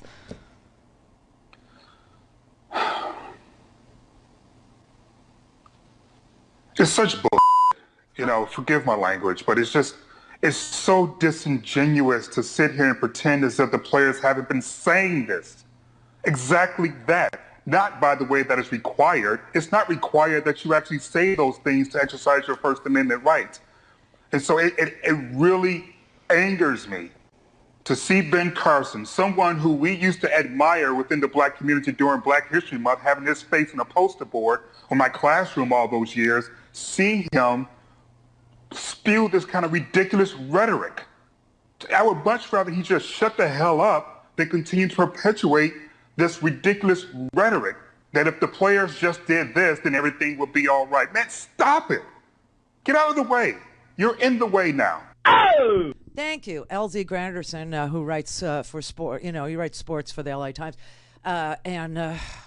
Just calling it what it is. I mean, this is just unbelievable. There is no one in the Trump circle. There is no one in the Trump orbit. There is no one near Trump, next to Trump. These are all enablers. These are all very, sinister people. I can't question their mental acuity. I can't question their, I can only say that anybody that stands with Donald Trump or has stood with Donald Trump or lied for Donald Trump, from Sean Spicer all the way to Kayleigh McEnany to Mattis. Mattis did work for him. To Flynn, who obviously, I don't know if you know, there's a story about how they called in a federal judge to figure out whether or not Bill Barr's request to drop the Flynn case was a legitimate request or was it a corrupt request. And the former federal judge named Judge Gleeson said that the Department of Justice has a corrupt motive. Oh my God. That the Attorney General of the United States and his Department of Justice have a corrupt motive to do a favor for a friend of Donald Trump's, because he said it is demonstrably true that Flynn committed perjury, pled guilty to it, and then confabbed with the Trump administration, and that they cooked up this corrupt scheme to not allow him to be sentenced for it, and that the whole situation is alarming, that it's bizarre, that it's literally upending the entire system of justice in this country. These are the people, Bill Barr, these are the people that are in the Trump orbit, that are near him, next to, they are all complicit. They are all, enablers is almost the word you use for a mom who doesn't know what to do when her kid is addicted, right? So she's worried that, her kid might go out on the street and get killed, so she gives her money to go to a hotel, which the kid then uses for drugs. Oh, you're an enabler. So it's worse. It's worse. I don't even know what. Aiding and abetting, an accessory to crime, an accessory to lynching, an accessory to corruption. it's the whole administration it needs to be filed under a RICO statute. It is a racketeering, influenced, corrupt organization, RICO. This is unbelievably frightening. And Trump is scared now. He's scared because his internal polling, his own internal polling, shows he's going to lose. And they have to do something to stop us from voting. And Georgia was such a clarion call to be on that wall, so much so that I think it was LeBron James started a voting protection organization. This is so dangerous to have a man like Donald Trump, a serious, demented, delusional, deranged, malignant narcissist in charge of, oh my God, the military.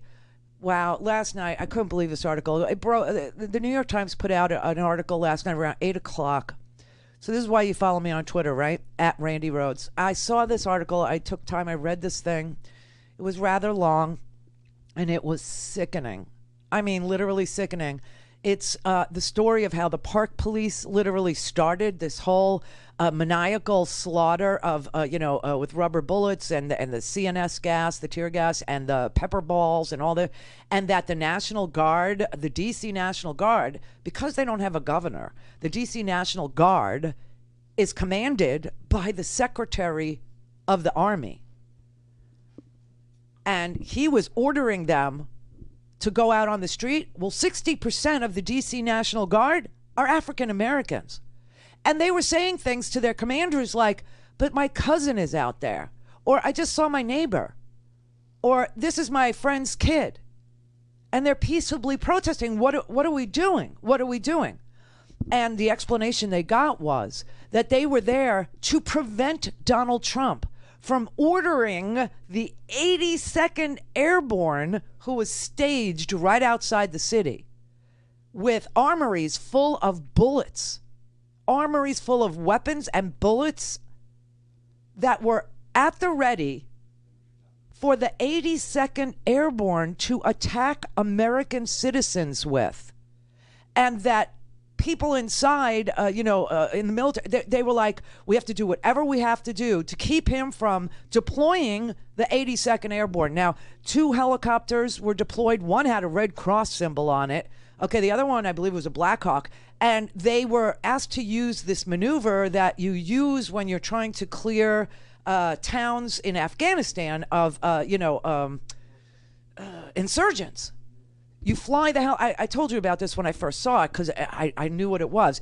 You fly really low and you use the propellers of the helicopter to kick up all this glass and dust and everything on the street, and it makes like a storm of debris that pelts people so that they disperse.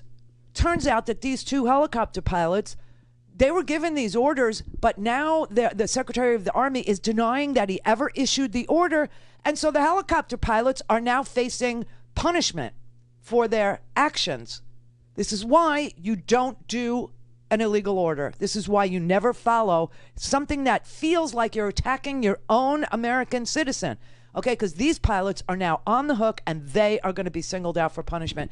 I mean, I just, this whole dissolution of the chain of command and of a commander-in-chief being a responsible human being and never to set, the military against the American people. So today, General Milley, he was addressing the University of Defense.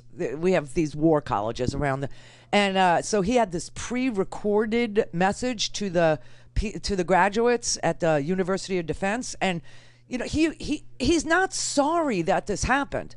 He's sorry that he was there in full combat gear, in camo, when it happened.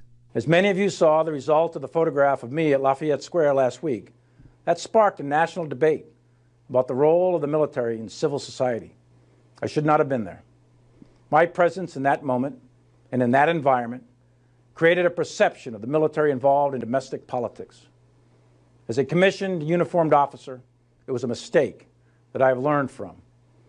and I sincerely hope we all can learn from it.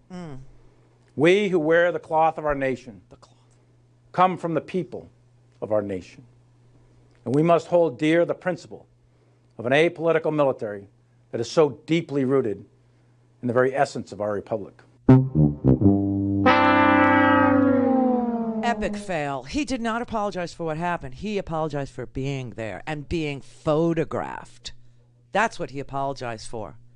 I got news for you. The FBI, the Department of Homeland Security, and other, the National Counterterrorism Center have all put warnings out to law enforcement, okay, telling law enforcement that the peaceful protesters were not responsible for the arson and for the chaos and for the breaking of windows. Oh no.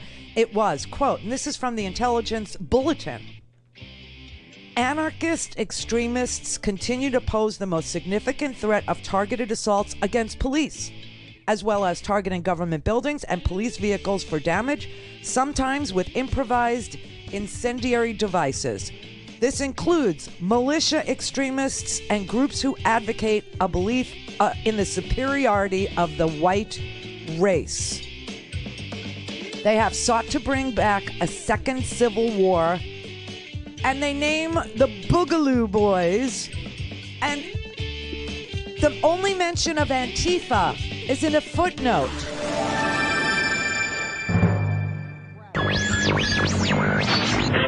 Mary had a little man. The fault. We believe that all men are created equal. To the magnificent mosaic that is America. From radio beacon to radio beacon. I have a dream today. Change has come to America. Believe it. Knock, knock. Who's there? It's a figment of your imagination. Randi Rhodes Show. Turn up your mind. We're going to be starting our rallies. The first one we believe will be we're just starting to call up, will be in Oklahoma, in Tulsa, Oklahoma. Beautiful new venue, brand new, and they're looking forward to it. They've done a great job with COVID, as you know. Okay, they haven't done a great job with COVID, as you know, but this is, we went and polled it. This is the Tulsa police chief, okay? This is really going to unsettle you. I just want you to know that this is a man who posts on his Facebook page that he really does need to be killing more black people because they come from fatherless homes. Just so you know. Force is used very, very infrequently, well less than 0.3, 0.4% of the time during arrest. Okay, in some cities. Major Yates went on to explain why he doesn't believe systemic racism exists. Just all of their research says we're shooting African Americans about 24% less than we probably ought to be based on the crimes being committed. These are only snippets of a 38-minute conversation. Before that line you just heard, Yates said research by a Harvard professor supports his comments. Major Yates also released a statement Wednesday saying that line was taken out of context and that he stands by what he said in the interview. Oh! He stands by what he said. They're killing 25%, but, they ought to be killing more. They ought to be killing more black people. And that's where Donald Trump is going to go for the new round of MAGA rallies. MAGA rallies. They're a death cult. There's no question. They love death. They literally want to see more death. They're all about death. They love everything about death. They want to die too. It's a death cult is what this MAGA thing is. And just to keep it in context, I want you to understand that only about 25% of America considers themselves Republican anymore. Okay? I think Abraham Lincoln started the Republican Party and Donald Trump ended it. And somewhere in the middle, it went way off the rails. Somewhere in the middle, right around Nixon, it decided it was going to be the racist party. It was going to go into the Deep South, and it was going to tell Southern Democrats that, the country is betraying you and that your problem is with black people having a free ride. Meanwhile, they had just died in record numbers in the Vietnam War. They had just died, all the kids. All their young kids. 25% of all the combat fatalities in Vietnam were black boys. And, only 11% of the population is African American. So you had almost 17% of the draftees, African American, disproportionate. 23% of those draftees were designated to go into combat, and 25% died. That's nothing next to, the Civil War. 180,000 African Americans fought in the Civil War for the Union. 38,000 African Americans died in the Civil War, African Americans. And 25, I think I tweeted last night, 16 African Americans that fought in the Civil War got the Medal of Honor. But I found more today. I found like 11 more names. So 25 African Americans that fought in the Civil War got the Medal of Honor, which was invented in the Civil War. I mean, these people are just disgusting. Ronald Reagan played this game too. Ronald Reagan went to Neshoba, Mississippi, a site that was best known for the murder, the lynching of 3 white civil rights workers. And he decided that he was going to go to, Mississippi, and he was going to take advantage of the resentment on the part of white people in this country. And he was going to win support from Southern white Democrats, like the George Wallace inclined voters. So when people always say, well, the Democrats were the ones who, yes, it all changed. It all changed with Richard Nixon, okay? It all changed with the civil rights movement. It all changed after Jim Crow ended. It all changed. And resentful Southern white Democrats became Republicans.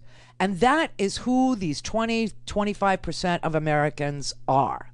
They're white people who resent. They think that our economy is a game and that there's only winners and losers. And if a black person gets more rights or gets more respect or gets more opportunity, somehow they lose respect or opportunity. It doesn't work that way.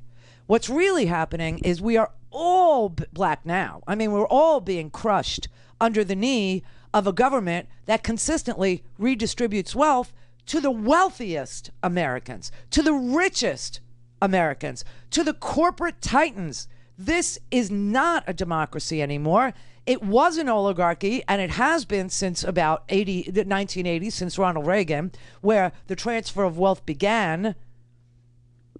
$7 trillion has been transferred from the middle class to the wealthiest Americans under Republican administrations.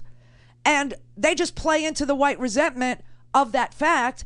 And instead of having them look up to the people that are stealing from you, the people that are doing the real serious looting, the people that are doing the real robbery, the real theft, the real grand larceny, they tell you, look at this little black kid on a bicycle. So I don't even understand this explanation. Are you saying that you would be an activist and that you would fight against discrimination in this country, except that a black kid stole a pair of sneakers and that just ruined your ability to understand anything? Are you saying you would have been concerned had you not seen someone stealing a T-shirt? Because that's lame. That means that you harbor resentment toward black people and you're afraid of them, is what that means. And you're ripe for the picking to let the looting and the literal grand larceny theft, the literal transfer of trillions of dollars of wealth continue on your watch. That's what that means. That's what that means.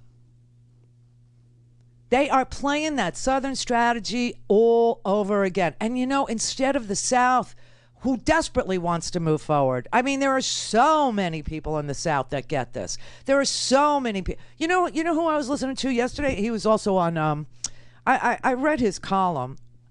Robert E. Lee. Yes, that Robert E. Lee. General Robert E. Lee the Fourth is a pastor. Yeah, he's a pastor.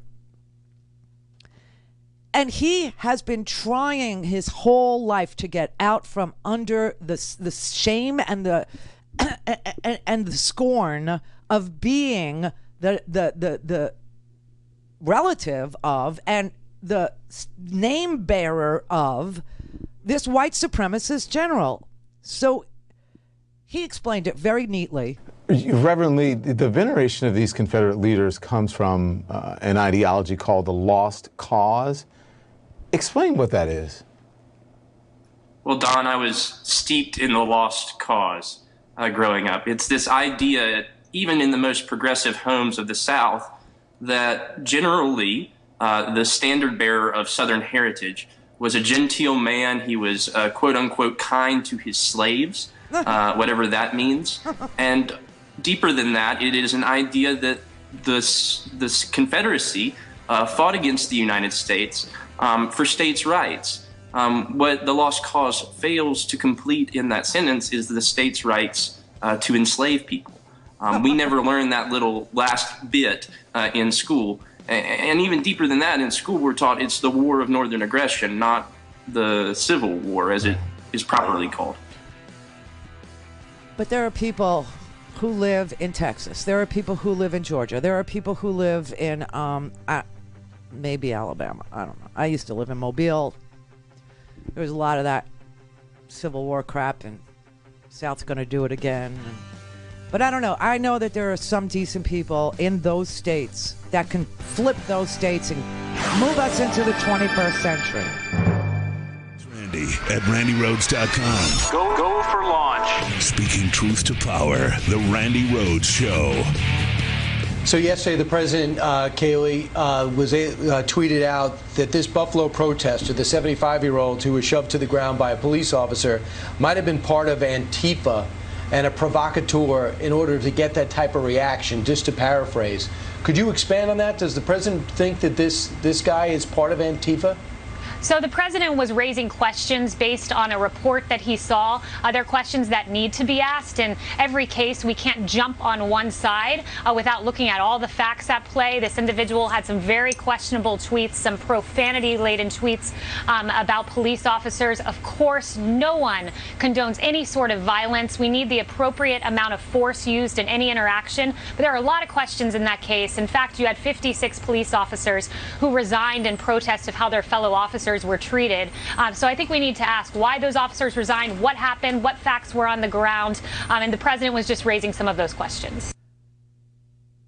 Kaylee, I don't have your world-class, multiple hundred thousands of dollars of education, but I do know this. If the president wanted to find out about Martin Gugino instead of tweeting about whether or not he had a police scanner and was scanning the police with it like a grocery store barcode reader, the president could call law enforcement and get his questions answered. The president could call the FBI and get his questions answered.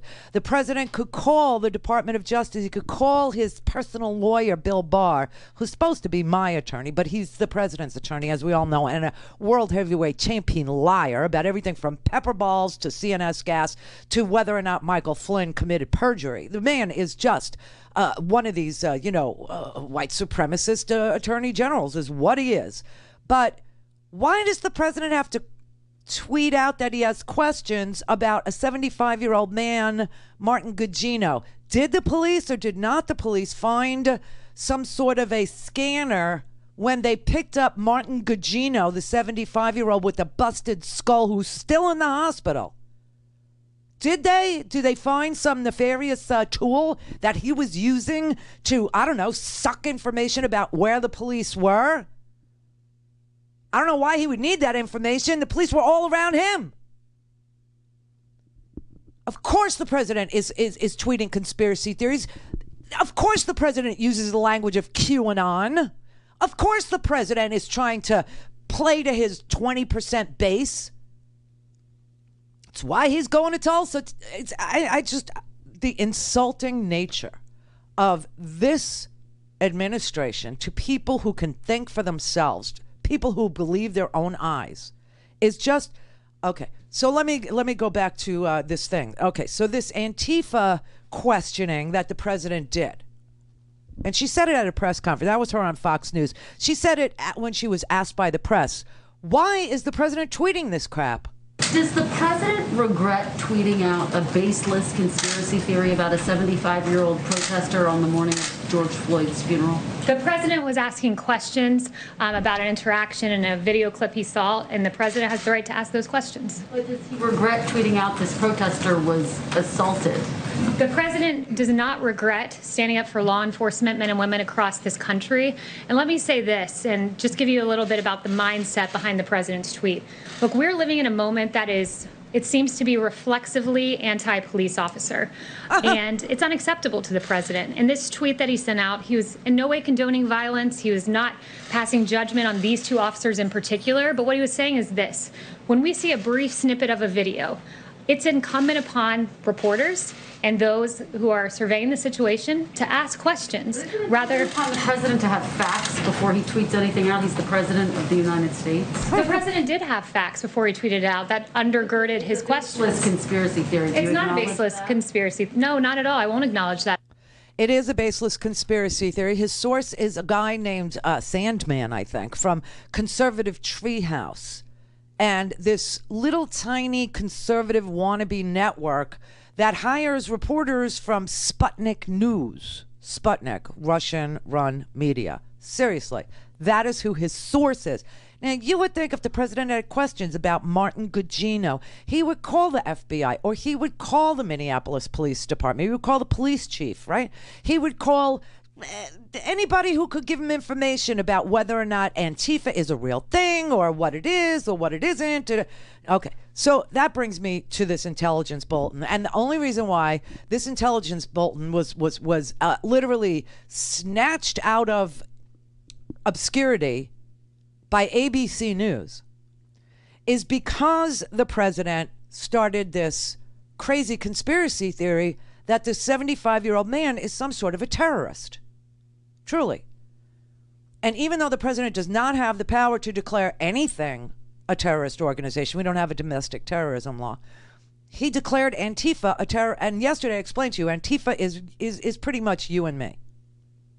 It's you and me. It's people who expose neo-Nazi behavior. Because we're anti-fascists, you see, and Nazis are fascists, just in case you couldn't connect that. Yeah, so it's basically you and me. People who sit behind our keyboards or sit behind a microphone or are journalists or are writers for newspapers who can suss out facts about people like Major Yates over there in Tulsa, who says crazy crap on the radio locally that he's only killing 25% of all the black kids, and he should really be killing more. That's what Antifa is. It's people who understand that maybe your father, maybe your grandfather, maybe your brother, maybe, I don't know, maybe your sister was a nurse in World War II, okay? That they were there to beat back fascism. And that we cannot let it happen here. And so whenever it rears its ugly little white, bald, supreme-ist-ish head, we beat it back. We drown it in a bathtub. So ABC went looking for what they had heard was an FBI, Department of Homeland Security, National Counterterrorism Center bulletin that was sent to law enforcement across the United States after George Floyd was killed. And what law enforcement was told was, quote, based on current information, we assess the greatest threat of lethal violence continues to emanate from the lone offenders with racially or ethnically motivated violent extremist ideologies and domestic violent extremists with personalized ideologies. Anarchist extremists continue to pose the most significant threat of targeted assaults against the police and government buildings and police vehicles for damage with improvised incendiary devices. This includes militia extremists and groups who advocate a belief in the superiority of the white race. They have sought to bring about a second civil war, often referred to as boogaloo, by intentionally instigating violence at First Amendment protected activities. Racially charged events coupled with the accompanying widespread media attention and the rapid dissemination of violent online rhetoric by extremists are likely to remain contributing factors to potentially ideological motivated violence. The only mention of Antifa is a footnote, and it says It's constitutionally protected activity.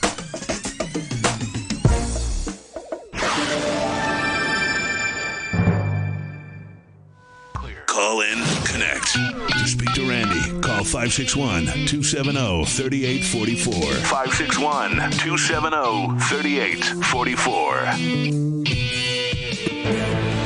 This is CNN Breaking News. We do have breaking news. The Labor Department just releasing new unemployment numbers. CNN's chief business correspondent, Christine Romans, has the numbers. Are these as surprising as last time? This is what we were expecting, really. 1.5 million here overall. That brings the 12-week total to 44.2 million people who have filed for the first time for unemployment benefits. Now, you can see from that chart that the pace has been slowing, but perspective here, these are huge numbers. Even 1.5 million is a big number. Historically, in this economy, 27% of the labor force has filed for unemployment benefits over the past 12 weeks. So you think about all the people who were working in the beginning of March, 27% of them have filed for unemployment benefits. When you look in some of the states, what the states are commenting about, you're seeing fewer layoffs in healthcare and social assistance, fewer layoffs in retail and in manufacturing in some cases. But still, these are big numbers. I think I would analyze this as we are at the bottom of a very deep hole here with a lot of work to pull out of. I know there was confusion about the unemployment rate last time. Do we know what it is? No, these numbers count the unemployed people who filed for the first time for unemployment benefits. And I will say the Department of Labor has been pretty transparent about the problems they're having trying to quantify the unemployment rate, in part because so many people are telling the Labor Department surveyors, well, I have a job, I'm just not working. It's how they're categorizing their layoff or not being in the labor market that makes it a little difficult to capture. The numbers are big. We have an unemployment rate that is higher right now than it was in the Great Recession. And the Fed chief is saying officially that they expect the unemployment rate to be still above 9% by the end of the year. By the end of the year, still 9% unemployment. Right now we have 44 million people not working who were working like 3 months ago. And this is all because the president denied that there was anything that we needed to do to prevent the spread of a pandemic in our country. And he's still doing it. He's still doing it. He doesn't want people to wear masks. He has disbanded, or at least we hardly hear from Anthony Fauci anymore. Last I heard from Anthony Fauci was like yesterday, and he said that this was his worst nightmare, that America opened up and it didn't give any instructions to people about the absolute success rate with wearing masks, using hand washing and hand sanitizer. That Donald Trump just denied that this was, 4 of those National Guard in New York, 4 of those young kids that were in the National Guard that were deployed to prevent the president from deploying the 82nd Airborne to shoot their fellow citizens. 4 of those guys have tested positive for COVID. So I have no idea what it's going to look like in 6 weeks from now, but I could tell you that Texas ain't looking good. Oklahoma's not looking good. Arkansas's not looking good. You got a lot of Arizona is in trouble. We're doing more testing. That's why more cases. Oh, no. Oh, hell no. What I'm actually looking at now, so that argument can't be deployed, is hospitalizations. That's how you know who's spiking and who's not, versus they're doing more testing, so of course they're going to find more cases BS. All so that they could just ignore their responsibility to wear a mask and protect their neighbor from their droplets. It's too much. They won't wear a simple mask, but they all need to be armed to the teeth to protect themselves. Isn't that something? Isn't that a special mindset? I need a long gun. I need, hundreds and hundreds of rounds of ammunition. I need to go out there and set fires to protect myself. But I won't wear a mask. What is that? It's very sad. It's very sick. This is the price of polarization. It is. And tearing the country apart obviously comes with a price. Oh, look, CNN is covering the Major Yates story. Yeah, that was quite a story. It really was. That was, I couldn't believe when I heard it. I couldn't believe what he was saying. I mean, this man, and, I went to his Facebook page because, you kind of, it's just basic research. It's just like the bit when you hear a major in the Tulsa Police Department say, well, we're only shooting 24% of black people and we should be shooting much, much more. We should be killing much more of them. And the president then announces that he's going to Tulsa to hold one of these crazy rallies with no masks, no nothing. He doesn't want to have his convention, the Republican National Convention. He doesn't really want to go to North Carolina anymore because North Carolina is sane and they're going to require social distancing and masks. So he's kind of looking to move it to Florida, to Jacksonville, Florida, where Governor Rick DeSantis will let him, violate all of the precautions and the responsibility that each one of us has to the other now. Because all the virus gives a damn about is find another host, find another host. That's all the virus does. Doesn't have an ideology. But he's going to go to Tulsa. He's going to go to Tulsa. So all of a sudden, Tulsa's on my radar screen, and I'm looking at local radio and and NPR's got a story about this Major Yates dude on a local AM radio station where Tulsa comes to talk, and this man is on there saying he's not killing nearly enough blacks. And so then I go to his Facebook page, and it turns out this man has a diatribe on there. He wrote a letter to the governor saying that these black people and their fatherless homes, and that's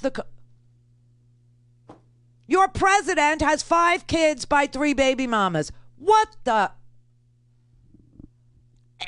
I mean, stuff that's right in front of their face. They can't see it. They can't see it. They don't. It just doesn't compute. Their kids, the Trump kids, they're out there enriching themselves, doing deals with our enemies, getting patents from China. Jared Kushner's running this whole stinking campaign, and he's against Donald Trump giving a unifying race speech, because they know he's not believable. They know he's a racist. So you got the son-in-law literally, oh my God, telling him don't do it, don't give a unity speech because, you have no credibility. And by the way, Stephen Miller's going to write it. And that's like, I don't know, taking unity messages from the Third Reich. So just don't do it. No one will believe anything. Is he worried about the credibility, or is he more worried? Is Kushner more worried about upsetting his real fan base? Yes, it is. Because look, I mean, here's the thing: Trump has lost Roger Goodell, right? He's lost the NFL. They're going to kneel this year if we ever get a game, right? And NASCAR, who is racing, right? This guy Bubba Wallace, he's the only black NASCAR driver, was on Don Lemon. I played that for you a couple days ago, saying, Don asked him, what are you going to do when they raise the Confederate flag? He says, I'm educating myself, and I'm going to ask them to ban so Donald Trump just lost NASCAR. Not because it's politics, because it's racism.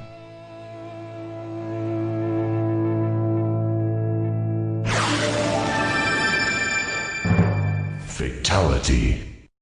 This is the Randi Rhodes Show. To speak with Randi, dial 561-270-3844. That's 561-270-3844.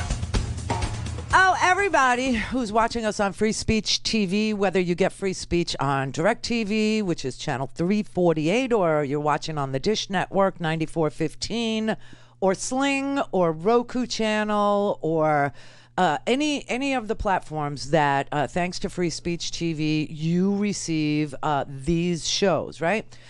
They don't take any corporate dollars. They don't have any advertisers that they need to answer to. They don't take any corporate money whatsoever. And yet, they are not for profit.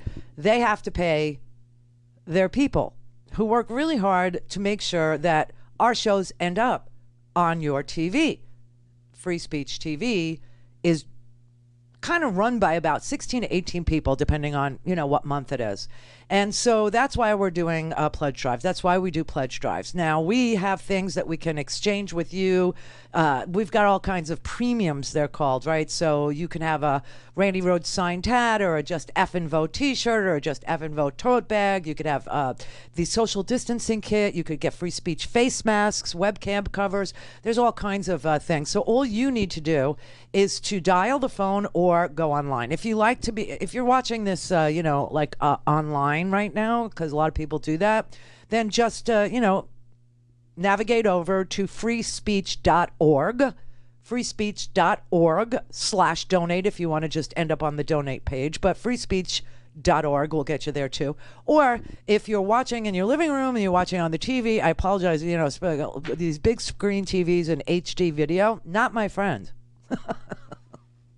It freaks me out. But, okay, so if you are watching on the TV, then just pick up the phone and dial 877-378-8669. There it is, 877-378-8669.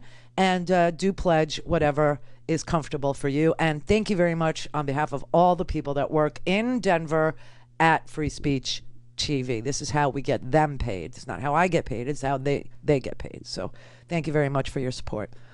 Nan in Arizona. All right, then.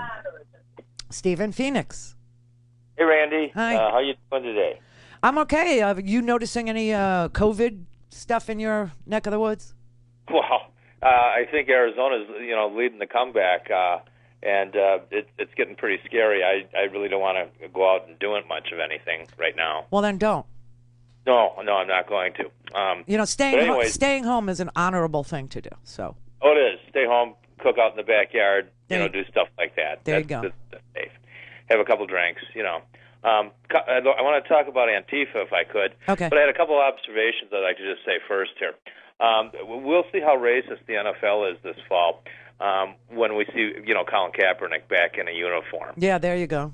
You betcha. And this Jackson person, this black gentleman who was, kissing up to Donnie there. Oh, Raynard. Yes, Raynard Jackson.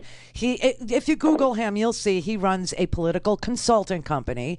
And as you know, Steve Schmidt has the nicest house of all the, the Cisco and all the Zoom of all the Zoom stuff that you see now. Sure. Yeah, and that's because political consulting is a very lucrative job. Look at Brad Parscale with all his Ferraris now. So Raynard Jackson is doing it for the money, literally sitting there and accusing journalists, great journalists, Errol from New York. On New York One, he's accusing them of killing more black people than the KKK for money. Well, it's absurd. Well, I guess, he's got an accounting. He said he had an accounting degree. I don't know where he got it. Maybe he got it at Trump University. That's not a business degree, okay? So I know. I'm just being facetious. Yeah. But here's this Antifa thing. I was just curious about it yesterday. So I thought I'd get on the Google and just, look, see if I can find an application. Well, I'm looking, lo and behold, I couldn't find no application. So I thought, well, there's got to be a website or, something for that. There ain't no website. And then I thought, where's their headquarters? There ain't no headquarters. This is just another boogeyman that they want to drum up. And one last thing I want to mention, Trump, he's quite a projectionist, When he had his hand on the Bible there at that church last week or whatever it was, I'm looking if maybe that's foretelling the future when he's out of his presidency and when the Southern District of New York has him on trial. That's a very happy thought. You betcha. Well, thanks, Randy. I know you want to get to other people. Thanks so much. Thank you. Stay safe, Steve. You too. Thanks. Bye-bye. Be well. Roger in Brooklyn. Hey, Randy. Brooklyn. Hey. How are you, dear? I miss you. Oh, my God. Yes. So it's a Trump Republican death cult, white supremacist bunch of Putin puppets, basically. Yeah, well, don't you remember the last time around in 2016, one of the things that the Russian I forget what their little troll farm was called in St. Petersburg, but they loved Black Lives Matters. Internet agency. Yes, that was it. The Russian Internet Agency. They loved Black Lives Matters because they inserted themselves into it so that they could cause chaos, right? And they're doing it now too. The guy that wrote this crazy Antifa 75-year-old, poor Martin Gugino, whose lawyer actually said that the president's accusations are dark, dangerous, and untrue. They're doing it again to, cause chaos within an honorable movement. Weren't they actually physically organizing protests on both sides? Both sides in 2016. Yes, they were. Now I will tell you that there was 3 men were plotting to terrorize the Vegas protests, and they're included in this intelligence bulletin that I was reading to you before. It says, quote, as protests continue, the threat of political violence created by domestic extremists towards civilians, law enforcement, and other targets will likely remain. The FBI, DHS, and NCTC assets, that's the Center for Terrorism, right, will likely continue to seek to exploit First Amendment protected activity by using violence and encouraging others on social media messaging applications to use violence. Okay, that's what the Russians had in mind. Okay, they wanted to send a message out to Caucasians because, Russians, none more white. Okay, they're from the Caucasus, hence the name Caucasia. They want to infiltrate Black Lives Matters and cause violence to occur there so people will denounce the movement. They're always about division. That's the old Kremlin, these techniques. Right. These old divide and conquer. Cold War techniques. Well, divide and conquer is not Nazi ideology. I mean, it just is. Exactly. And my theory also is that they hate and focus on Antifa because they're fascist spin doctors. They are fascist, and listen, they just want all the money. It's really literally motivated by intense greed. Intense greed. And look, I wanted to tell you, I'm from Brighton Beach. I haven't talked to you in years, but originally I'm from Brighton Beach. Dos Fredonia. That was my first home in the late 60s with my mom, who passed of COVID-19 in late April. Oh. So I'm dealing with that, and I know you relate. So I just wanted to say that she really inspired me to fight for civil rights, which I've been fighting for. Black people's lives, everyone's lives. Everyone. I've been fighting for poor people, homeless people for over 35 years. For Mandela, we fought, we organized to get him out of prison, to bring him to the United States, and I was part of that, and I'm proud. I'm proud to be. I did agree to your screener to specifically address a point that has been brought up about not just being against racism, but being an anti-racist, to be to organize against racism. Exactly. And this white supremacy. Exactly. To be so proactive. Yes, and that's against fascism. Yes. Yes. There's a difference between saying I'm not a racist, which is not enough anymore. Now you have to be anti-racism.